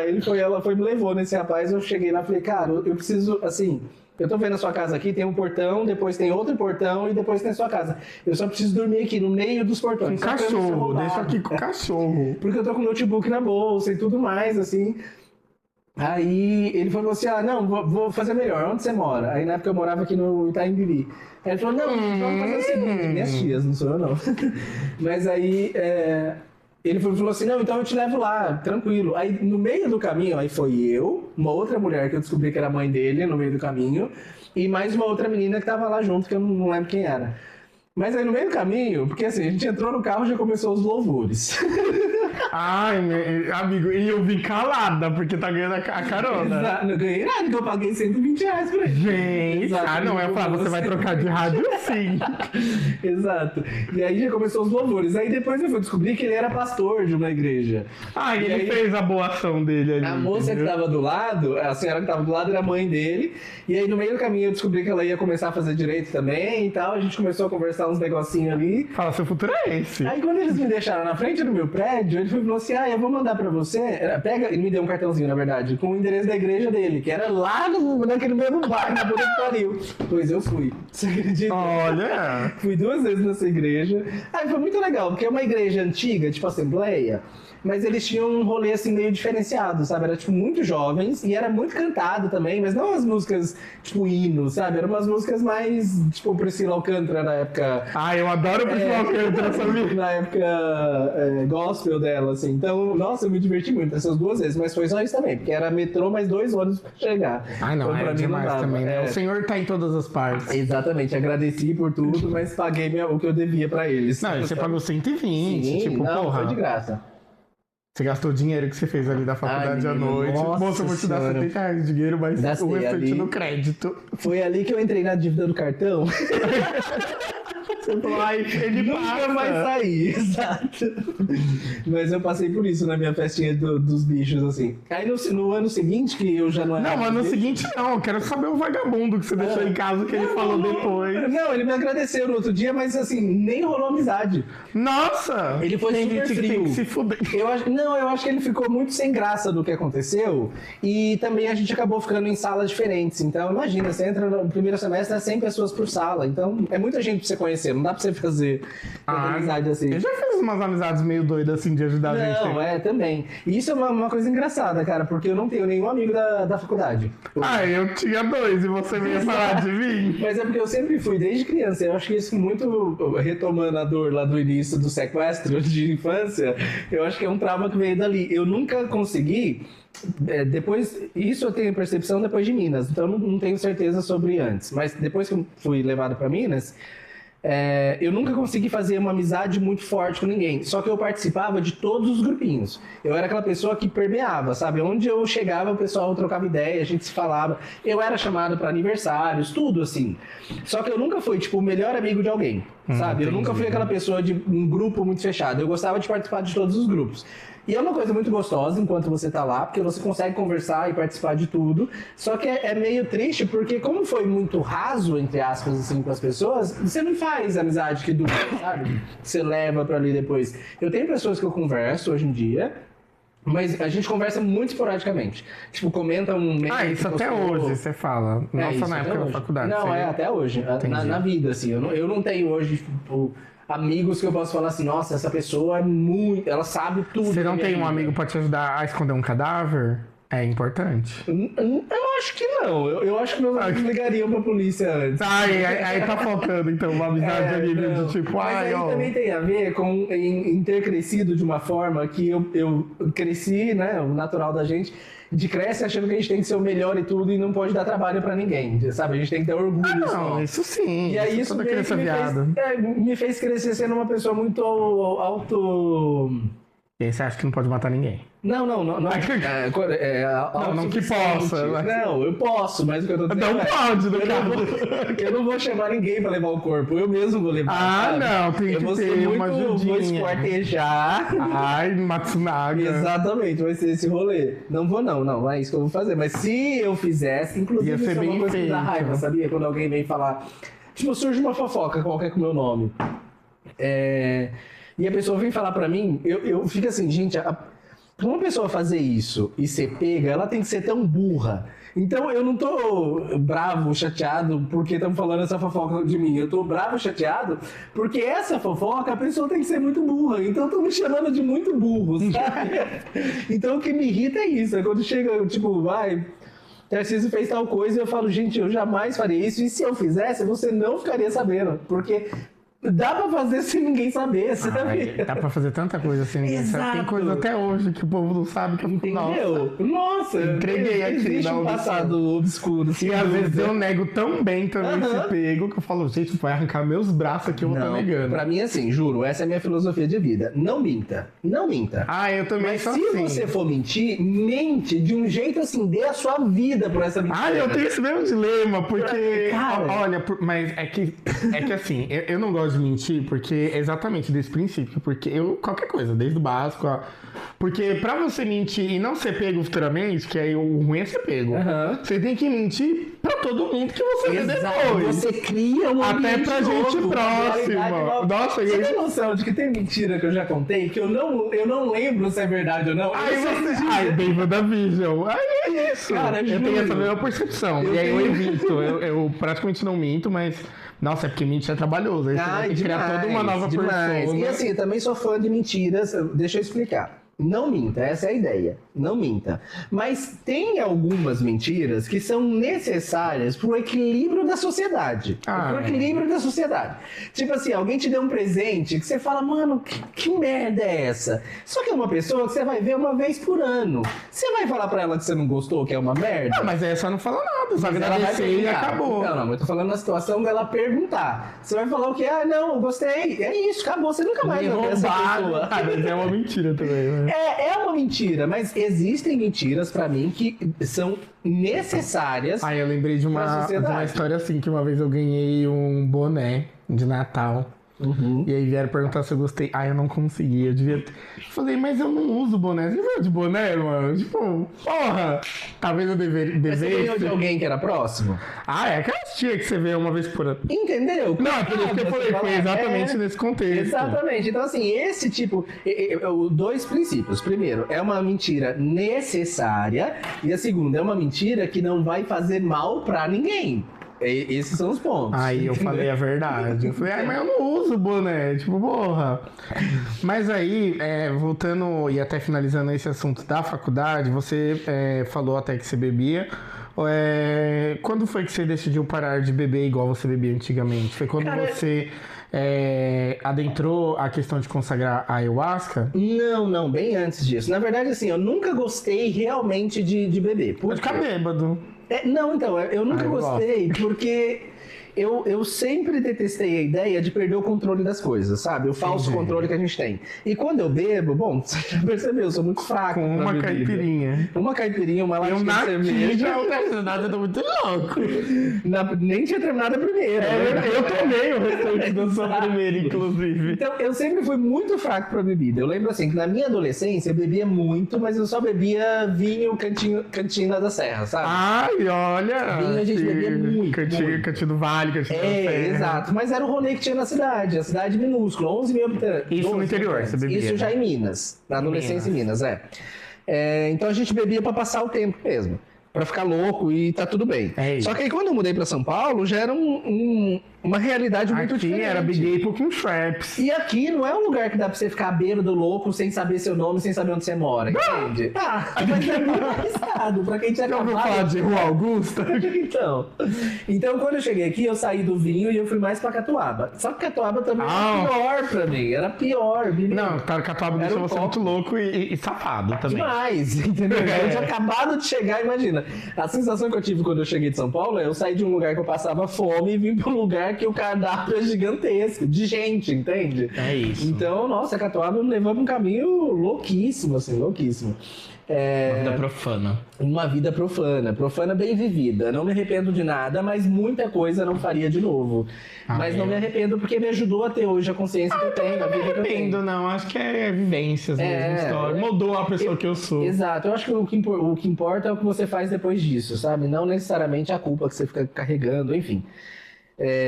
Mas nessa época da faculdade, eu voltei a beber e eu voltei também a fumar cigarro, mas mais para socializar, sabe? Para estar no grupo. Então, tipo assim, tinha um grupinho específico que era o grupinho que eu ia encontrar e aí com esse grupinho eu bebia e fumava cigarro. Com os outros não, porque a maioria não bebia, ou era um grupo assim que 1 ou 2 bebia, eu já não sentia aquela pressão de ter que beber para participar, sabe? Mas eu nunca fui fã de bebida no geral, justamente por isso, porque eu perco a noção. Fica louca. É muito fácil. Mas é Catuaba, então se a carteirinha te deixou esquecer da chave e tudo. Menina, eu não fazia a cia de balançar no lustre, porque aqui no Brasil a maioria das baladas não tem. Eu já tentei pular uma... Ai, deixa quieto. Mas era nesse nível. Então a minha relação com a bebida ela sempre foi muito restrita, assim. Era muito mais uma questão de se encaixar socialmente, sabe? Entendi. E aí na hora que eu me libertei dessa necessidade, assim, libertei é muito uma palavra evangélica. É muito evangélico. Ai, que crente. Mas quando eu parei de ligar, sabe? De tipo, mano, eu vou lá e vou viver. Mas eu não gosto, é só tipo... É isso, eu não gosto, não gosto. Eu não gostava do sabor, nunca gostei. Pra mim, cerveja, cara, tem gosto de xixi, assim. Depois eu fiz até uns cursos de não sommelier, mas de degustação e tal de cerveja pra aprender um pouco mais, pra ver se eu conseguia descobrir alguma coisa. Não gosto. E aí tem um ponto. Aí eu comecei a gostar um pouco mais de cerveja. Só que aí a cerveja pra mim, ela tinha que estar quase quente. Aí era gostosa. E é o contrário do ser humano. Então a gente chegava no bar, eu pedia uma long neck e eu abraçava ela com as 2 mãos assim pra ela esquentar mais rápido. Você podia pedir quente, sabia? Não quente. Mas tu pega do estoque pra mim, é de estoque. Quando eu falo quente, ela tem que estar ali mais ou menos entre 13 e 14 graus. Então aqui pra gente já é considerado quente. Só que é uma coisa louca. O brasileiro, de via de regra, ele não sabe o sabor da cerveja. Mas tem um negócio que, tipo, acho que na Alemanha o pessoal bebe cerveja mais pro quente do que pro gelado. Mas é isso, porque aqui no Brasil a gente tem esse marketing que ficou na nossa cabeça que a cerveja tem que estar gelada trincando. Só que uma cerveja gelada trincando, você não sente o sabor dela. Você só sente o sabor dela a partir dos 14 graus para baixo, mais ou menos, entendeu? Aí você começa a sentir lúpulo, o malte da cerveja, tipo, os ingredientes. Você começa a sentir o sabor de verdade, sabe? Aí eu comecei a tomar cerveja, mas muito pouco. Porém, eu comecei a gostar de tomar aquele pouco que eu tomava, entendeu? Isso até hoje ou não? Não, hoje mais não. Saiu da pirâmide da cerveja. Exato. Eu tinha uma amiga que... ela morreu. Mas eu tenho uma amiga que ela gosta de Coca-Cola quente. Eu adoro Coca-Cola sem gás, mas muito parâmetro. Mas eu adoro, às vezes eu esqueço assim, a Coca-Cola aberta em casa pra falar que eu esqueci, sabe? Só pra falar, aconteceu um acidente e tal. Mas eu gosto dela sem gás também. Gosto com gás, mas sem gás também. E aí, quando foi que você adentrou na questão de consagrar a ayahuasca? Foi por alguma pessoa? Você viu notícias e decidiu se aprofundar até? Não, eu vou puxar um assunto um pouquinho anterior que vai trazer isso, assim. Acho que a gente não falou disso aqui. Mas, enfim, eu cheguei em São Paulo, né? Lá em 2013. Pra fazer a faculdade e tudo mais, foi viver na vida 2013 você na faculdade? Nossa, eu vendo anime, ainda criança, como é? Eu via muito anime, ainda vejo. Mas, enfim, vim fazer a vida aqui, e aí quando eu cheguei em São Paulo eu dei uma boa despirocada, assim, fui viver a vida mesmo, sabe? Eu lembro que o primeiro ano que eu estive aqui, foi um ano que eu conheci uma galera muito pesada, e quando eu falo pesada, não é que era do mal, era uma galera sem limites, vivia a vida fazendo tudo que faculdade. Queria. Não tinha rótulo, e assim, eu lembro que conhecer eles foi a primeira vez que eu entendi o que significava não ter rótulo, sabe? Eles não se rotulavam em nada, assim, não nas coisas bobinhas. Tudo você pegava, tudo. Então. Também, não só nisso, mas em tudo, assim. Você gosta de qual time? Eu gosto do time que estiver ganhando, sabe? Tipo, começou um jogo de futebol. Que time você vence? Eu assisto os primeiros 10 minutos e decido qual que eu vou... Sabe? Era nesse nível, assim, tudo na vida deles. Era muito legal. E aí foi um ano que eu vivi, assim, meio 880, sabe? E aí eu decidi não falar não pra nada. Então eu vivi tudo que eu tinha que viver. Perigo. Teve um carnaval que eu decidi não falar não pra nada. E olha... Exato.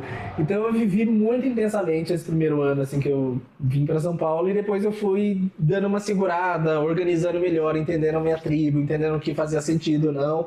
Fui organizando a vida. Mas São Paulo, né? A vida em São Paulo não é nada fácil, principalmente financeiramente falando. Nossa. E aí, quando veio a pandemia, foi um momento assim que eu já estava um pouco mal emocionalmente falando, e eu não sei te dizer exatamente por quê. Mas eu já estava vindo de uma época meio mal, assim, que as coisas já não me alegravam mais, a vida já estava meio chata demais. E aí veio a pandemia e ferrou todo mundo, né? Emocionalmente, mais ainda. Eu lembro de uma vez, eu morava numa casa, quando a pandemia começou, que era uma casa, um sobrado, assim, maravilhoso, como eu amava morar lá. E aí eu dividia com mais 3 amigos, 2 amigas, na verdade. Depois foi mais uma. Então era muito gostoso, a gente se apoiou bastante nessa época. Mas eu lembro de ter dia assim, e o meu quarto era um quarto suíte, né? Tinha um quarto e um banheiro dentro dele, e aí... Eu lembro de ter um dia assim que eu cheguei, eu peguei minha coberta, meu travesseiro e eu fui dormir no chão do banheiro, porque eu não aguentava mais olhar pro meu quarto, eu não aguentava mais ficar dentro do meu quarto. Surtou. Surtado, eu dormi no chão do banheiro literalmente, assim, só porque eu precisava sair da minha cama, precisava Isso mudar na aquela pandemia, vista. né? Na pandemia. E aí eu fui até um pouco irresponsável depois, porque eu comecei a ir no mercado com muita frequência. Tipo, eu precisava comprar leite, detergente e pão. Eu ia 1 hora para comprar o leite, voltava depois para comprar o pão, só para conseguir ver gente. Sair de casa. Exato, porque eu tava enlouquecendo. E aí, nessa época da pandemia, eu acabei fazendo algumas amizades muito legais, assim, grupo de WhatsApp mesmo. Pessoas que a gente começou a trocar muita ideia, a gente começou a se apoiar muito e tal. Até hoje eu tenho um grande amigo que frequenta muito a minha casa, me ajuda também muito com o Jake, meu cachorro. E dessa época, assim, da pandemia. E aí a gente meio que era um trio. Era eu, o Jefferson, esse amigo meu, e tinha o Lucas também, que era um outro amigo nosso. E a gente meio que passou a pandemia toda, assim, juntos e tal. E aí, quando chegou meio que 1 ano depois, eu acho, da pandemia, assim... aconteceu uma fatalidade, o Lucas veio a morrer e tal, e eu fiquei mais na poça ainda, porque eu passei muito tempo, assim, quase 1 ano inteiro, assim, apesar de terapia e tudo mais, me culpando muito pela morte dele, sabe? Ainda que eu não tenha participado ativamente. Foi de mas Covid? Não, ele foi assaltado. Foram assaltar, ele estava esperando o Uber. Entendi. Foram assaltar ele reagiu e acabou tomando um tiro. Mas eu lembro que eu me culpei muito pela morte dele, assim, porque na época eu tinha carro e tal, e ele morava muito perto da minha casa. E aí eu lembro da gente ter mandado mensagem assim pra ele, você vai demorar muito? E eu tinha pedido no Uber já, o Uber cancelou, porque chegou lá e ele não tava lá, o Uber cancelou, aí meio que discutia, assim, sabe, de mensagem pra ele, putz, vem logo e tal. E aí eu lembro de ter pensado, eu não falei, mas eu lembro de ter pensado que eu podia ir lá buscar ele, mas que ele não tava merecendo muito, assim. Porque a gente já tava de uns dias, assim, não tretados, mas meio estranhos por conta de um assunto que a gente tinha discutido lá e tal. Não tava brigado, mas tava meio assim, sabe? Entendi. E aí eu pensei nisso e aí, cara, 2 minutos depois aconteceu tudo que aconteceu, a gente foi lá e tal, ele tinha morrido e eu passei muito tempo, assim, muitos meses, quase 1 ano, assim, me culpando muito pela morte dele. Eu lembro que eu sonhava que pichavam à frente do meu prédio com assassinos, sabe? Eu tinha medo de chegar nos lugares porque é muito engraçado, porque quando a gente tá com isso na cabeça, acontece muito, mas eu via muita gente parecida com ele, assim. Eu lembro que tem um restaurante, sabe o Sukiá? Sei. É um restaurante que eu adoro, mas eu não tenho nenhum amigo assim que gosta. Ele era o único que gostava desse restaurante comigo. E aí eu lembro da primeira vez que eu fui sem ele lá, chegou um cara assim, cara, que era igualzinho. Até o jeito de segurar assim o garfo, sabe? Porque ele não usava hashi.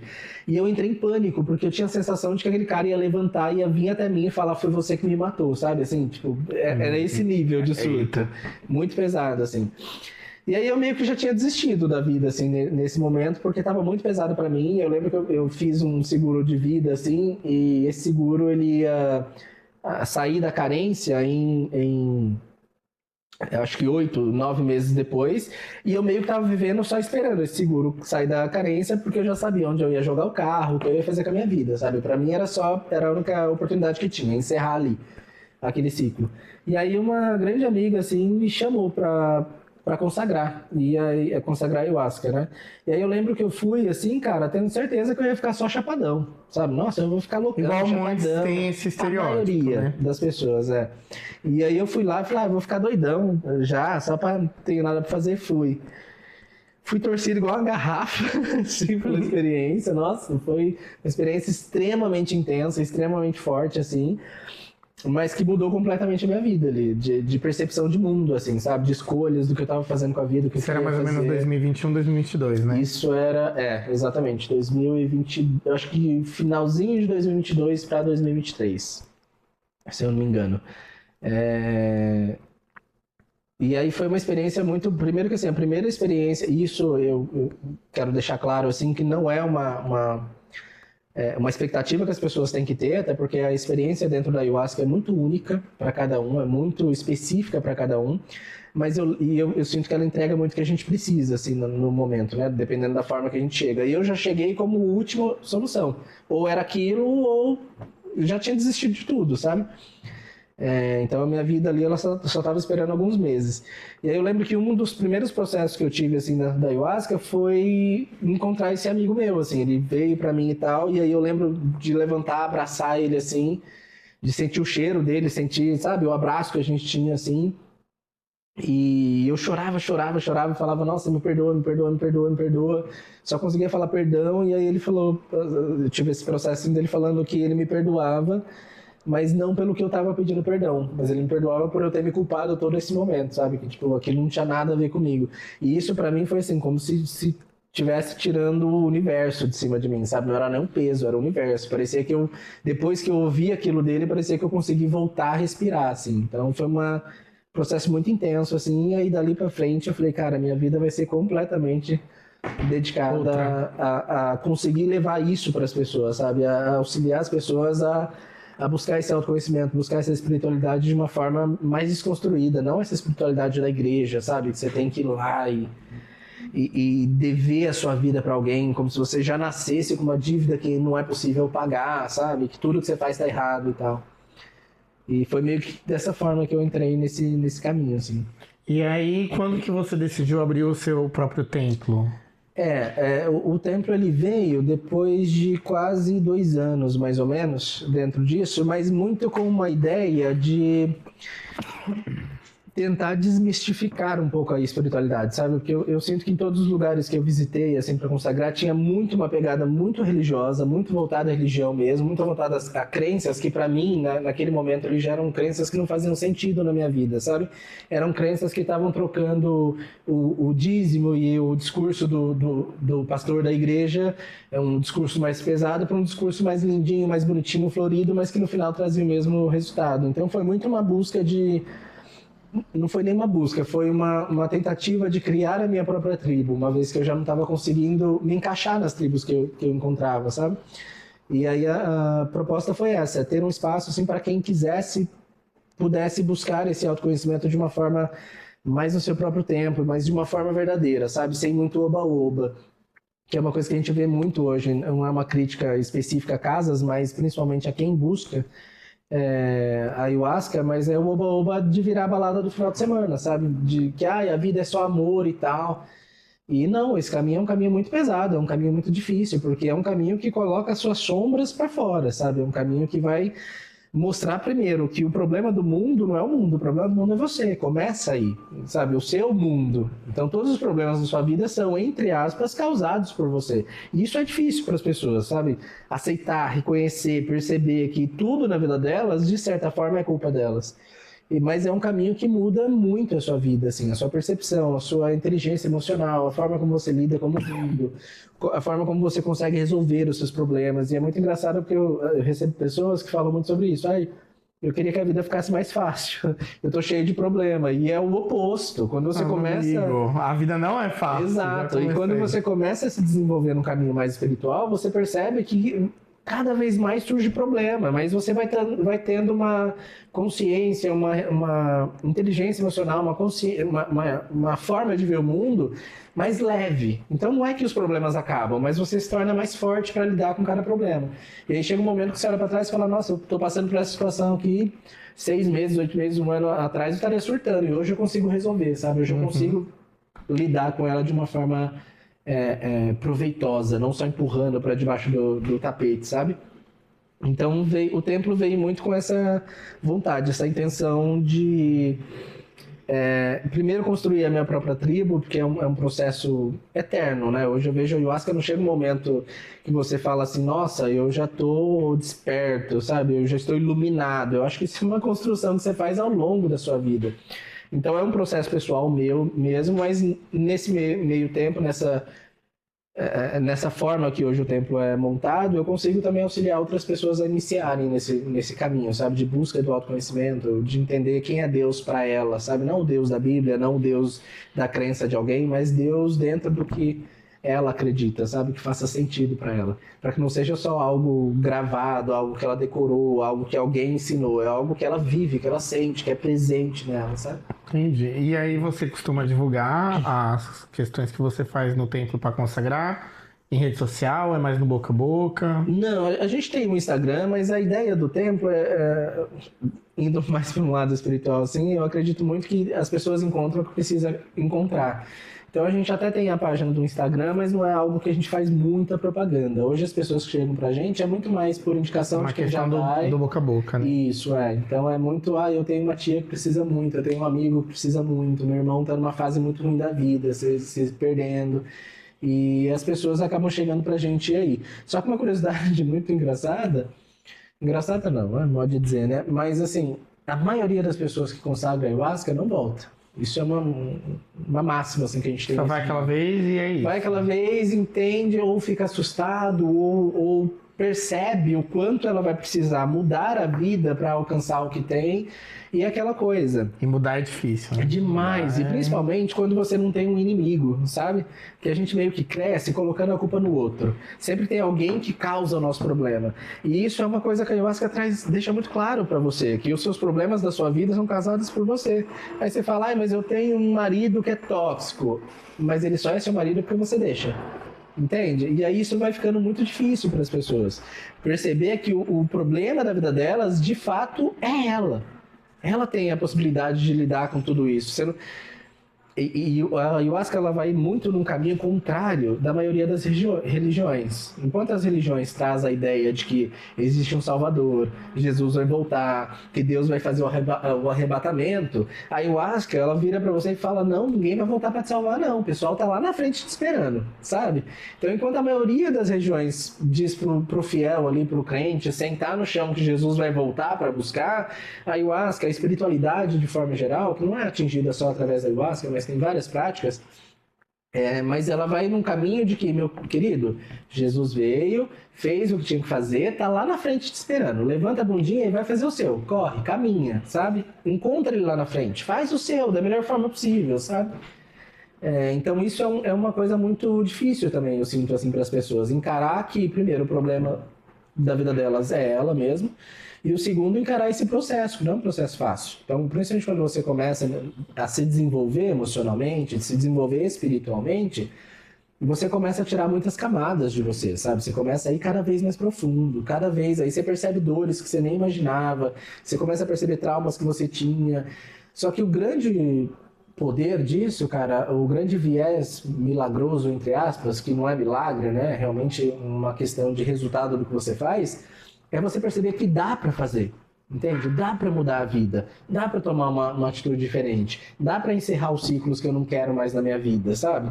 Tem o preço, óbvio, tem o que você vai pagar por aquilo, tem toda a mudança que você vai fazer na vida. Por exemplo, uma das coisas que mais acontece, assim, quem começa a consagrar ayahuasca e se encontra nesse caminho, é a troca completa, assim, mas não forçada, naturalmente. O seu ciclo muda.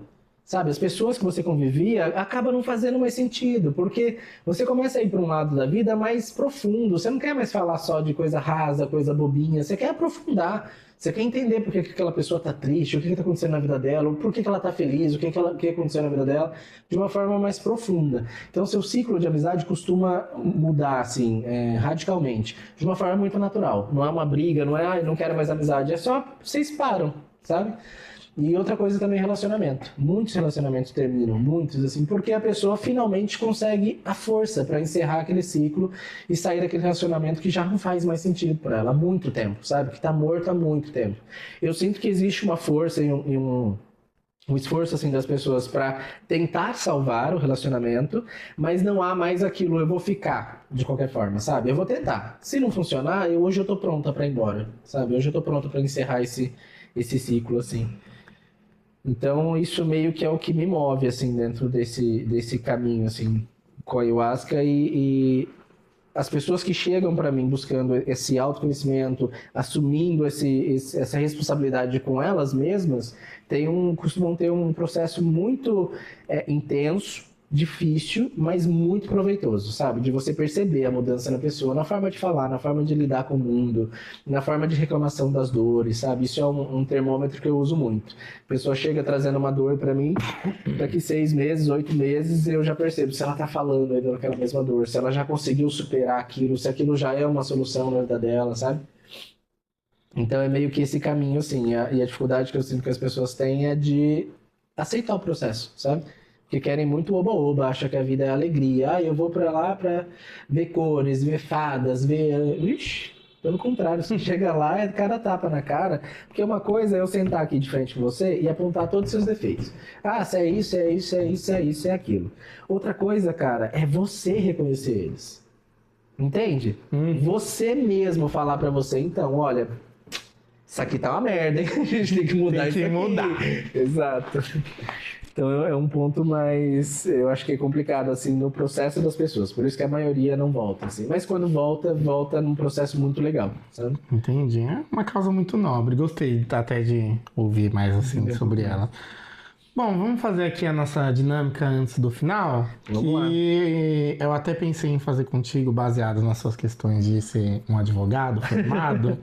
A gente vai fazer o nosso giro de fofocas e aí a gente vai julgar. Vamos lá. Vamos julgar a vida alheia, né? Sobre as fofocas que andam na mídia. Tem coisa mais gostosa? E aí a gente vai falar se a gente passa o pano ou se a gente condena. Tá. Vamos lá. Vamos pegar um tópico mais recente, que ainda vai estar recente quando esse episódio for ao ar, que é a derrota no Brasil na Copa. Ai, tópico sensível. Mas merecido. Ainda dói. Mas merecido. Olha, foi doído, mas depois eu fiquei, olha, mas a gente mereceu, viu? Eu acho que... eu acho que o pessoal tá querendo mais ser subcelebridade do que ser um jogador de verdade. E aí, quando enfrentam um time que tinha, por exemplo, 2 jogadores de verdade, se tremeu, doeu. Todinho. E você acha que... O que você acha dessa situação? Eu acho que já tem um tempo, assim, que o Brasil não merece o título de país do futebol, sabe? Por quê? Eu não acompanho tão de perto assim. Não, também não, só vejo a Copa. A Copa e daqui. E quiçá. Não, mas eu vou ver a Copa Feminina também. Sim, que é muito boa. Inclusive é mais futebol do que a. Não, a Marta Arrasa, ela ali com mais 40, jogando muito mais do que o menino aí, né? Mas eu tenho a sensação de que todo jogador brasileiro. Quer ir pra fora. E tá ok, tipo, vai ganhar muito dinheiro lá, vai ser muito mais valorizado e tudo mais. Mas aí, quando chega pra gente, numa Copa do Mundo, por exemplo, você percebe primeiro que o time não é tão entrosado. Tem muita falha de equipe. Então, mesmo. Parece que eles vêm pouco tempo pra poder se coisar, né? E você não sente mais aquela gana, sabe, do brasileiro de falar, não, a gente tem que ganhar a Copa do Mundo e tal. Tanto é que a gente tá muito sem esperança. Ainda que a gente teve um burburinho legal dessa Copa, eu acho que a Copa anterior teve menos... a gente chegou mais longe. Não, a gente chegou mais longe, mas eu falo assim, eu acho que teve menos comprometimento do que a gente teve nessa. Como torcedor, sabe? Nós, plateia, a gente torceu sinto mais. Que o pessoal se empolgou mais depois do Japão. Então, exato. Teve uma entrega melhor, sabe? Mas, de forma geral, eu não vejo assim mais essa vontade dos jogadores, sabe? De falar, não, vamos fazer, vamos acontecer. Por exemplo, pra mim, a minha indignação real dessa Copa foi terem dado o último pênalti pro Neymar. Isso eu não vou perdoar nunca. Por quê? Não fez nada. O cara não fez nada e ainda saiu como herói. O cara que fez um gol, sabe assim? Eu fiquei tão dado. Eu achei dado. Foi entregue pra ele. Olha, é o mínimo também, sabe? Eu acho que deveria ter reconhecido outro jogador, o Endrick, poderiam ter dado pra ele. O Vini Júnior, que fez uma Copa muito boa, apareceu o tempo todo, sabe? Até o Casemiro, dentro daquele que atrapalhou, acho que pra ele eu teria menos problema do que se fosse pro Aí ele ainda querendo discutir com o goleiro, sabe? Tipo, ai. Gente, você tá Mona, perdendo. Como que você faz o já gol sem tomamos parar de dois. achar? Já tomamos dois, cala a boca. Ai, o brasileiro às vezes passa uma vergonha tão desnecessária, cara. E depois eu falei, eu achei pouco que o cara fez dois. E eu acho que ele fez dois por pena. Ele poderia ter feito mais. Ele ia falar, eu não vou. E queria só dizer, antes do Neymar entrar, 0-0. A primeira formação, eu falei com meu amigo, a primeira formação tava melhor. Então, Aí 0-0. foi esse joelho de paçoca, esfarelado, que não Exato. aguenta mais correr. Ele não aguenta correr. E eu acho que a gente conseguiria lidar muito melhor com essa derrota se a gente tivesse perdido nos pênaltis.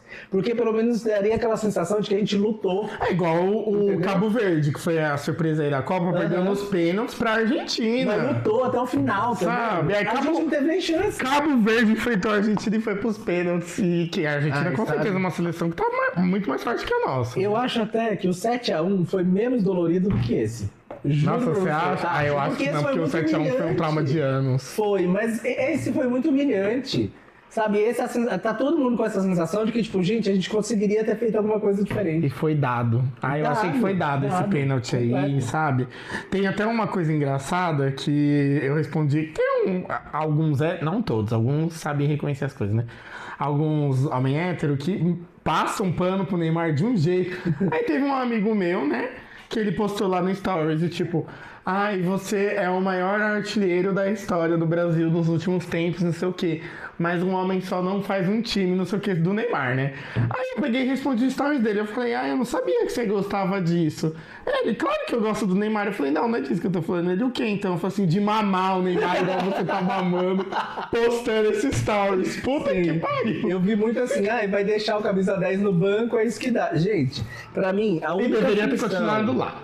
A única função que o Neymar tinha que ter tido nessa Copa era tirar a pressão do Vini. Tipo, enfia o Neymar no jogo só pro pessoal falar, Neymar, todo mundo ficar em cima dele e o Vini ficar livre pra meter gol. Mas Vini também Essa não foi tudo isso. Não foi, mas tava melhor que o joelho. Tava melhorzinho que o joelhinho. Não, nos outros jogos ele tava bom, mas nesse último eu senti, eu falei, nossa, Vini, cadê? Nossa, terminou de novo com a Virgínia. Com certeza. Então, na questão da seleção e a Copa do Mundo, a gente julga. Muito. Jogo horrores. Nossa, prendia todo mundo. Saía no camburão. Saía. E não é responder em liberdade, não.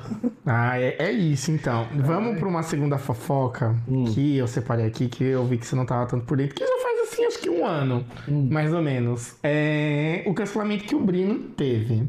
Você não chegou a ouvir... Você conhece o Brino e acompanha? É que eu adoro a amizade do Brino com o cantor lá, que eu esqueci o nome. O Mioto? O Mioto. Pra mim, assim, a amizade que eu adoraria ter, sabe? E eu gosto dele com o Fiuk também, mas o Mioto também. O Mioto é... acho ele um fofo.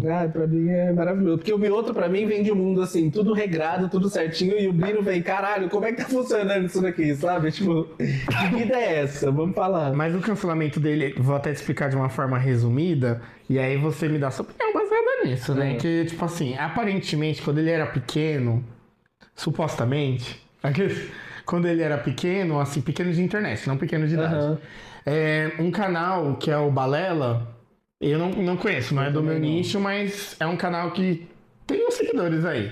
Já era maior que o Brino. Chamava ele pra participar de várias coisas, meio que pra poder ajudar ele a impulsionar, a crescer ali na carreira. Sim. Aí, enfim. Aí passou-se os anos, o Brino teve esse boom, que eu não lembro de onde veio o boom do Brino, mas veio aí. Muito pelo carisma dele, que eu acho ele bem carismático. Apesar de eu achar que ele força algumas coisinhas. Que eu vi, inclusive, que foi um segundo cancelamento que ele teve, que as coisas ficam falando, que eu sou pobrinho, não sei o quê. Aí o povo fala assim, para com isso, você não é mais pobre. E dá raiva, enfim. E aí, ele fez uma publicidade pra Netflix. E aí nessa publicidade ele fez tipo como se fosse uma historinha indo fazer uma aula de luta num lugar com um professor e bababá. Enfim, postou a publicidade dele da Netflix. O que veio depois, que aí algumas pessoas começaram a jantar, foi que o Balela tinha feito um vídeo com todo esse storytelling de lutinha na mesma academia, com o mesmo professor, e o Brino repetiu todo o roteiro igualzinho, tipo a mesma queda, a mesma piada, na mesma academia, só que o Balela fez antes. E por ele ter uma amizade com os meninos, provavelmente ele viu. Só que como ele é mais famoso, ele fez uma publicidade com a Netflix, copiou todo o roteiro e não deu os créditos. Ele só veio falar que tipo, gente... Foi isso mesmo, quando o pessoal caiu matando em cima dele. E ele falou, ai, foi o meu roteirista. Eu só fiz. Mas ele tem roteirista ou é ele? Não, roteirista, ele trocando óculos. Eu atendendo os clientes com outra personalidade. exato. Não, ele pode até ter um roteirista, mas com certeza ele aprova. Sim. E com certeza ele tinha visto esse vídeo do pessoal. Até porque já tinha uma relação ali, né? E aí ele teve esse balança-caixão aí, de que, tipo, que ele foi cuzão, roubou ideia ali por uma publicidade ainda, que ele com certeza recebeu mais de 1 milhão. Pelo alcance que ele tem em ser a Netflix. E aí ele recebeu esse balança-caixão aí. Mas também por ser homem hétero, também acho que passou o balança-caixão dele rápido. Eu não julgo ele, eu julgo o dono do Balela. Você acha que eles estão errados? Não, eu acho que ele tá errado em não ter processado, porque ganhar mas uma talvez grana. no off rolou isso. Será? Eu vou até pesquisar se tem esse processo. Porque, nossa, com certeza, eu teria feito um processando. Mas sim, filha da putagem. Principalmente por você já ter um contato ali com a pessoa, né? Parece que eles não se falam mais. Eu imagino, eu também não falaria. A Anitta e Ludmilla tá aí por isso. E eu tô do lado da Queen. Qual Queen? Exato. Fica no ar. Mas é esse rolê, assim, tipo, poderia ter tido uma conversinha, sabe? Tipo, eu vou fazer, o que você acha? Ou até uma parceria. Poderia uma ter dupla, né? convidado eles. Exato, vamos 100 mil que reproduzir. ele desse, que ele tá ganhando muito mais. Que 100 mil, às vezes só a visibilidade. A visibilidade da pessoa valia também, mais, né? Entendeu? Então, podia ter chamado pra fazer junto, eu fui adaptagem. Não sei se eu gosto tanto do Brino assim, não. Ou eu não vou assistir nem ver nada dele e ficar só na amizade dele com o Mioto. É isso, então. É o problema de conhecer os heróis. Julgamos o Brino, mas julgamos. mais o dono por não ter processado. Você não processou, né? Mas se falar, eu sei que não se falam. Que eu vi isso voltando a viralizar recente. Que eles participaram daquele rango brabo do Podpah. E aí eles levaram um sósia do Brino. E aí o cara ficou meio assim quando o cara entrou. Ele, opa, é um sósia. Muito bom. Mas teve essa questão aí. Não, julgamos horrores. Adaptagem, Brino. Pra finalizar, aqui a nossa última polêmica aqui da nossa dinâmica, o último cancelamento que o Whindersson Nunes vem sofrendo do que ele fez com a Luísa Sonza, você viu? Não, tô por fora. Menino, mano, foi essa semana. Foi essa semana. Porque, tipo assim, teve toda aquela questão do relacionamento da Luísa com o Whindersson, que ele já foi um escroto, porque na época ele deixou ela se Mas não vou fudendo. mentir, não. Eu Uns queria 2 que eles anos. voltassem. Eu tinha na minha cabeça que eles iam voltar. Eles se seguiam já, parece que tava tudo resolvido.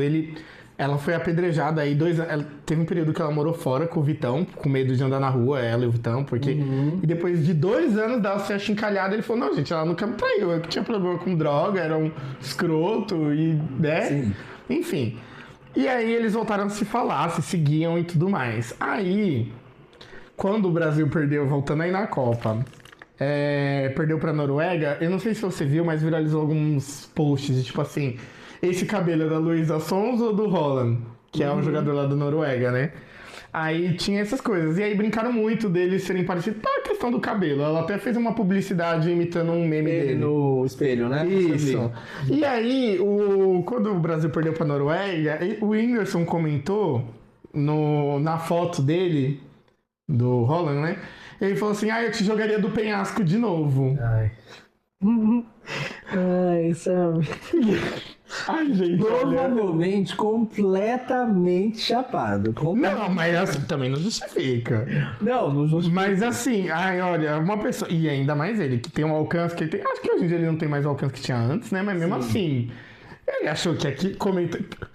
Não é de bom tom comentar o que ele comentou. Não é, mas assim, não é passando pano. Mas eu acho que essa é uma história que já estava bem resolvida entre eles. Mas então eu acho que ele se sentiu na liberdade de fazer, realmente no lado de piada, assim, porque eu lembra na entrevista que ele foi na blogueirinha? Que ele falou assim, eu nunca empurrei ninguém. Tá falando da de minha penhasco, concorrente aqui? Não, jamais. A blogueirinha é uma marca de refrigerante. Mas enfim... Ele falou sobre isso, assim, que ele nunca empurrou ninguém do penhasco, tá? Mas que ele deixou a música acontecer, porque tava no hype pra ela também. Mas se você for pegar o que ele falou, as coisinhas assim, ele fudeu um pouco com a vida dela. Eu acho que ele, assim, primeiro, ele tava num momento muito difícil da vida dele também, Sim. que não justifica, claro. Mas eu acho que ele não teve capacidade naquele momento de fazer melhor que aquilo. Eu acho que, por exemplo... eu acho que o básico foi assim, gente, ela não me traiu. Eu acho que faltou. Eu acho que ele teve alguns comentários... 2 anos depois. Não, até na época. Eu acho que ele fez alguns comentários do tipo, deixa ela em paz, coisa assim. Porém, eu acho que, por exemplo, hoje, estando um pouco melhor, ele não faria isso, ele faria diferente, entende? Então, não passo pano pra ele, eu acho que sim, assim, no mínimo, a assessoria dele deveria ter feito alguma coisa, sabe? No mínimo, a assessoria ter falado, cara, você tem que falar alguma coisa. No mínimo, isso eu acho que é o mínimo que teria acontecido. Não precisava nem ser ele. Acho que postar no Instagram dele, ele é e aí eu acho que entra uma questão da assessoria da Luísa Sonza também. Porque, porra, você é assessora da menina. A menina tá sofrendo um hate absoluto. Você não vai tentar entrar em contato ali, tipo, negociar uma mas às vezes tentou, sabe? Eu não sei. Eu acho que não às sei. vezes pra ela ver, saber o cenário que eles estavam, tipo, que ele tava malzão, às vezes ela nem quis pressionar. Só que foi se acumulando. Então, mas aí é isso que eu falo. Eu acho que entre os dois não, mas entre os profissionais ali, os empresários deles, eu acho que se não teve, deveria ter tido, sabe? Uma tentativa de, vamos tentar, como que chama? Gestão de crise, sabe? É tipo um rolê assim, de você sentar com os empresários, eles sentarem e falar, gente, a gente precisa fazer alguma coisa porque isso aqui tá insustentável, entendeu? Porém, a gente entra no outro rolê, que é uma briga absurda e sem noção de hate de internet. É uma galera que não tá nem aí pra verdade. É só na internet, porque na vida real... Exato, é uma galera que só quer hatear e tal. Inclusive, eu queria trazer pra você uma informação que a gente tava conversando esses dias sobre o Cristiano Ronaldo. Sobre a estátua dele. Que o povo passa a mão no saco. Exato, aí que você comentou que ele queria ter. Ele mandou aumentar o volume da estátua. Não mandou, é fake news. Gente. Tá vendo? Mas a única coisa que ele fez, que até o atrás, falou, pra saber se... Aumenta o peniano da estátua do Cristiano Ronaldo, pesquisar. Mas o ator, o autor... eu esqueci o nome. O cara que fez a estátua falou que a única exigência dele, que não foi nem uma exigência, foi um pedido para ele, foi que ele suavizasse um pouco algumas marcas de expressão do rosto para a imagem parecer um pouco mais jovem. Mas de resto ele não comentou nada. Ficou bem feio o rosto, viu? Nossa senhora. A estátua é estranha, né? Uma posição meio... E o povo acariciando os ovos do Cristiano Ronaldo, olha. Exato. Que também não ganhou a Copa. Não ganhou. E não teve no currículo. Exato. Mas enfim, do lado dele, eu acho que o Whindersson errou pra caramba. Mas eu acho que ele errou mais por omissão, sabe? De não ter feito nada, de ter achado que era porque ele comenta sobre isso no caso antigo do término, né? Ele fala sobre isso, que ele achou que era uma coisa que ia passar daqui a pouquinho, que era só esquecer, não comentar nada pra não aumentar. Passou por aí, que é homem, né? Mas é porque tem isso também, né? Às vezes na internet, quando o famoso vai se defender, piora o negócio. Aí ele faz o negócio ser pior do que era. Mas, enfim, julga horrores ele também. E dessa atitude dele atual. Então, eu acho que ele, às vezes, ele esquece o tamanho que ele é. Eu acho que ele... Dá pra ficar comentando, assim, Não. Cria um fake. Não. Ele criasse um fake e fizesse esse comentário, tipo, sabe, porra...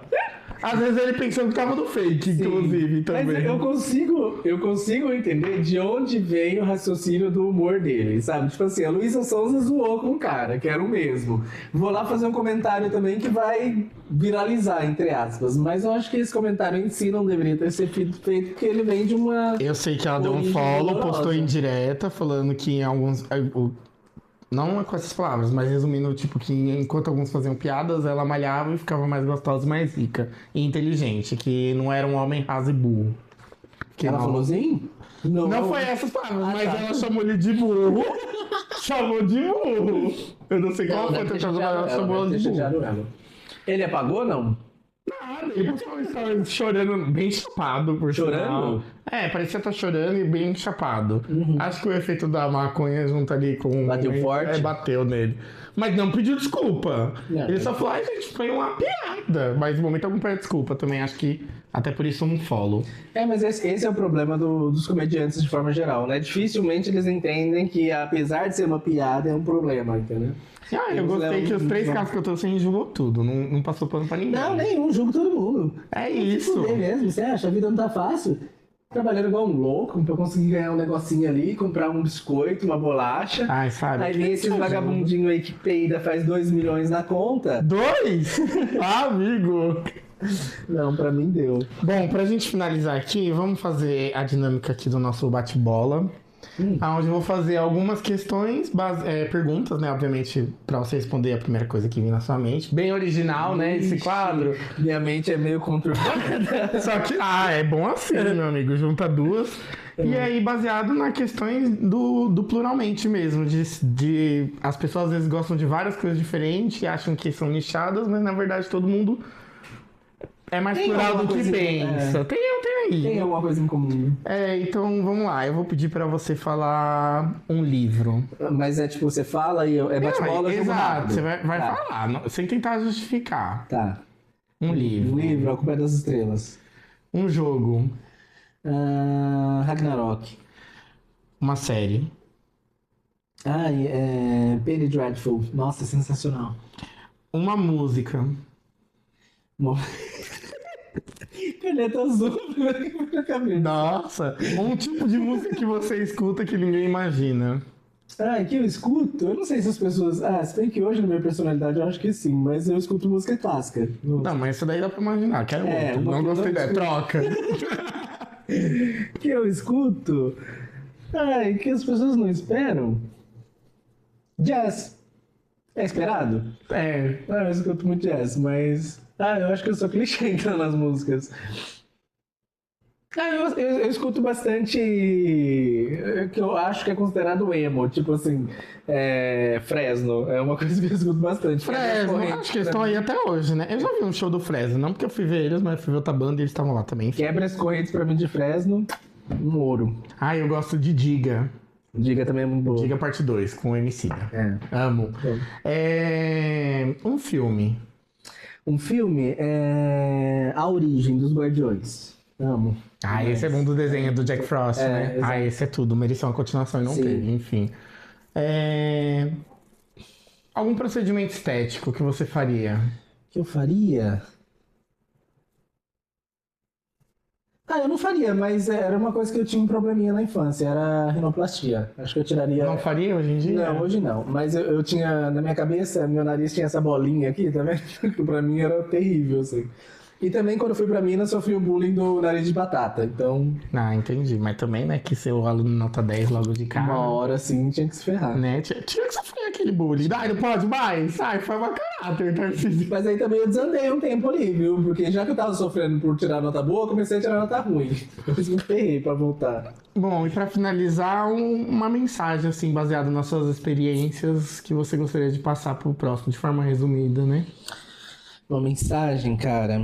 Hoje. Não precisa ser nada motivacional também. Todo mundo acha que tipo, tem que motivar. Às vezes não é motivar, não. Mas eu acho que assim. Isso é uma coisa que eu levo muito pra minha vida. Real, assim. Faça o que você quer fazer, sabendo o que você quer fazer. Em resumo, sustenta as suas gracinhas. É o que eu mais falo, assim, com as pessoas. Então, quer mudar de vida? Sustenta a gracinha. Vai ter que pagar por isso. Quer fazer tal coisa? Mas as pessoas vão falar, foda-se, sustenta as suas gracinhas. Então é uma coisa que eu falo muito, assim, eu gosto muito de falar com todo mundo. De forma geral, assim, que eu tenho conversa mais profunda, eu falo, cara, sustenta as suas gracinhas. Sim ou não? Entende? Quer fazer tal coisa? Faz do jeito que você quiser. Só sustenta seu B.O. Mas sustenta, entendeu? Tipo, mas você foi muito escroto, eu sei, mas eu fiz porque eu quis, por isso. Tô sustentando minhas gracinhas, sabe? Então acho que é isso. Uma vez que você sustenta as suas gracinhas, sua vida se torna muito sua. E aí essa ideia de sustenta as tuas gracinhas me lembra muito da Isa, sempre. Toda vez que eu falo daquela música Dona de Mim, sabe? Tipo, eu acho que você sustentar... Uma pop evangélica. Isso, eu acho que você sustentar as suas gracinhas te dá essa sensação de ser muito dona de você. Eu vou trocar então a sua música Caneta Azul por Dona de Mim. Eu acho que Dona de Mim entra bem. E como o programa é meu, vou trocar. É que você falou música, tava na minha cabeça. Me preocupa essa música na sua cabeça. Você lembra que eu comentei hoje? Que, tipo, eu tenho uma música na cabeça o tempo todo. Tem sempre uma música tocando. Eu tenho vozes. Mas é isso. Gostaria de agradecer a sua participação, Tarcísio, nesse programa que é um sucesso de audiência. Adorei. A gente passou de uma hora? Passou, fácil. O papo foi. É isso. Rendeu bastante. É isso. Agora, quando eu bater 100 mil, eu volto. Nossa senhora, pô, você não volta então tão cedo. Vou voltar sim, daqui a pouco. É isso. Eu vou me enfiar em alguma polêmica pra viralizar. Eu acho que você tinha que defender o Whindersson Nunes. Putz, nega. Defende o Whindersson Nunes. Mas é isso, gente. Eu gostaria que vocês curtissem, compartilhassem, deixassem um comentário sobre o que você achou, com respeito, claro. E é isso, muito obrigado. Suas redes sociais, Tarcísio. Rede social. Bom, eu quase não uso, mas é Tarcísio_Jardim. E é isso. Comentem aí o que vocês acharam. Mas lembra que quem fala o que quer, escuta o que não quer. É isso, a gente tá aqui, mas a gente responder. também. Lógico, aceito críticas, mas não calado. Exato. Um beijo, tchau. Tchau.